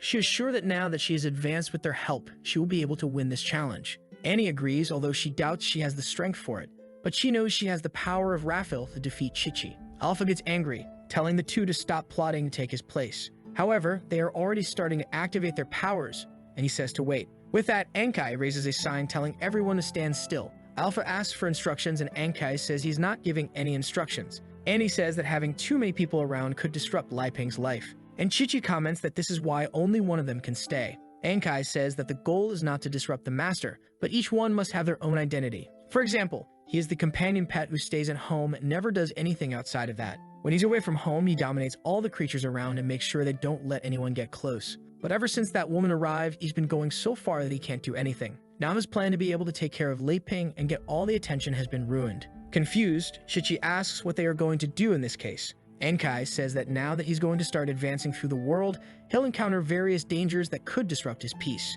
The three of them should be cleaners who ensure that the master has a peaceful life. Basically, no matter where he goes, they should clear the obstacles and make sure his path is always smooth and free of difficulties. And obviously, he doesn't even need to mention the benefits of serving the master. Additionally, they can receive whatever the master offers, but they can never ask for anything. And lastly, only he can keep the leftovers from the trash. They all say they understand very well. He sees the door opening and tells everyone to stay in place. Lai Ping then asks what they're doing. Everyone is there, happy and smiling around Ankai, and asks if he's already leaving for the elven tribe. He says he needs to grab some tools and will then leave. He starts heading to the back of the house, and obviously Elizabeth's shadow looms over the three of them. She says she's watching everything they do. The eastern part dominated by En and the southern part dominated by Chichi are already under Lai Ping's wings. After taking the Elven Kingdom, only the north will remain for him to control this entire land. From the moment he saved that father and daughter, his plan has been in motion. Although he has hidden everything very well, now she can understand that he has been preparing to dominate this world.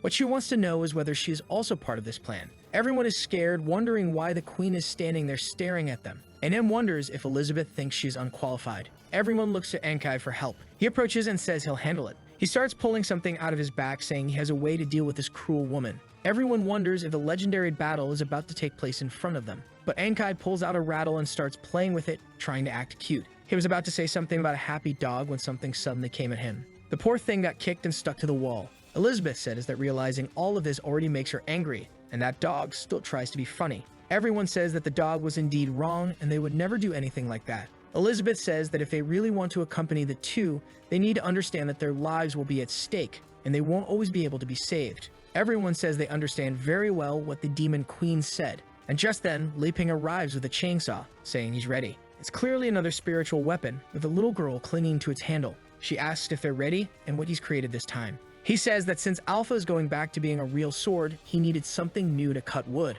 Not to mention that the pocket spatial magic she created for him is very cool. In fact, she's always had that power. It's just that now that she's a bit stronger, she's able to make it work with what he creates. Suddenly, Alpha is startled and asks if it's her. He seems to be able to see the spirit clinging to his leg. Annie can also see spirits and says that one looks much more complex than Alpha. He says it doesn't matter because Li Ping can only see him, so that's his big advantage. Li Ping is eager to go to the Elven Kingdom and picks some plants to put in his garden. He says it's time to go, and Elizabeth asks who the two people are that he's taking with him. He turns and says that the purpose of this trip is to persuade the Elven tribe. Chichi says she's the best option because she's been there countless times and knows the current leader. Annie, on the other hand, says that the eyes she awakened will be much more useful in a negotiation. Alpha pushes the two aside and tells them to give up because there are only 2 spots. As the hero's exclusive weapon, he has to be with a boy at all times. But Li Ping tells him to wait a moment. For a mission like this, it's better not to take a sword because it could appear hostile. Annie gets excited and Chichi knows her chance is over. Elizabeth says to stop chatting because they need to get going. With that, they start to leave and Li Ping tells Alpha to take care of the place. But the poor guy is wondering why he feels this way again. Once again, he's been abandoned even after being reforged. Suddenly, he receives a message asking Alpha to respond. He's confused, wondering who's calling him. It's the sneaky little dog who wanted to get kicked on purpose as always because he likes to be punished. Suddenly, Alpha gets the idea to train with Ankai to become stronger than ever. Annie says it's time for them to go on a patrol in the region. I thought it was just Annie, but actually it's the 2 of them plus him and the Queen. Li Ping seems interested in the tree, but Elizabeth has already noticed something strange. She finds it odd that such a giant tree doesn't have any sign of life. Li Ping points out, saying that something so large must be destined. Elizabeth activates a power, saying they need to change their clothes. Chichi is covered in oxygen. Li Ping turns to see what the new outfit is. Thank goodness she had already changed again. Elizabeth says they can't wear any clothes made by Li Ping, otherwise this trip won't make sense. Our boy, confused, says okay and tells them to go then. They advance through the forest, but as always they're being watched by the plants in the region.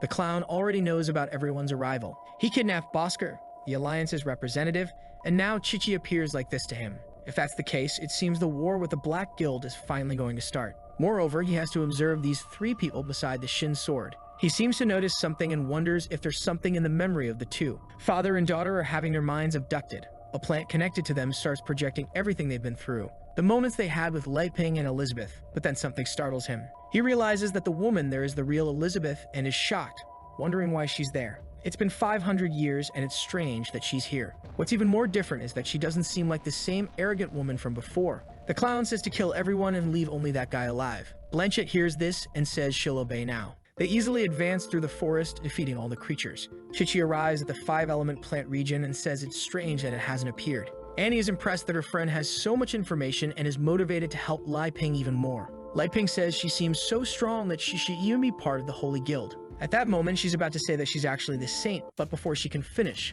something approaches them. They were about to be hit by an arrow, but Chichi cut it in midair. Someone is watching a person flying in the sky. It's Annie with her eye who says there are people hiding, but there's no need to worry. However, Chichi already activates the first move from Li Ping's book. The aura emitted comes into contact with Blanchett, who is impressed that the girl broke her stealth so easily. But she releases a barrage of seeds, saying it doesn't matter. Annie summons her bear to protect everyone, but the seeds that fall to the ground start to create a bunch of vines. Chichi says this is normal, but the scale is much larger than usual. Suddenly, Li Ping asks if she remembers the adventure they had a few months ago. She says yes and asks why he's bringing it up. In front of him, there's a destruction course with flying debris and a bunch of cuts. He says that before he would have been extremely scared, but now he doesn't even need to pretend to be calm. That's because, in reality, he has Elizabeth by his side and is sure she'll save him.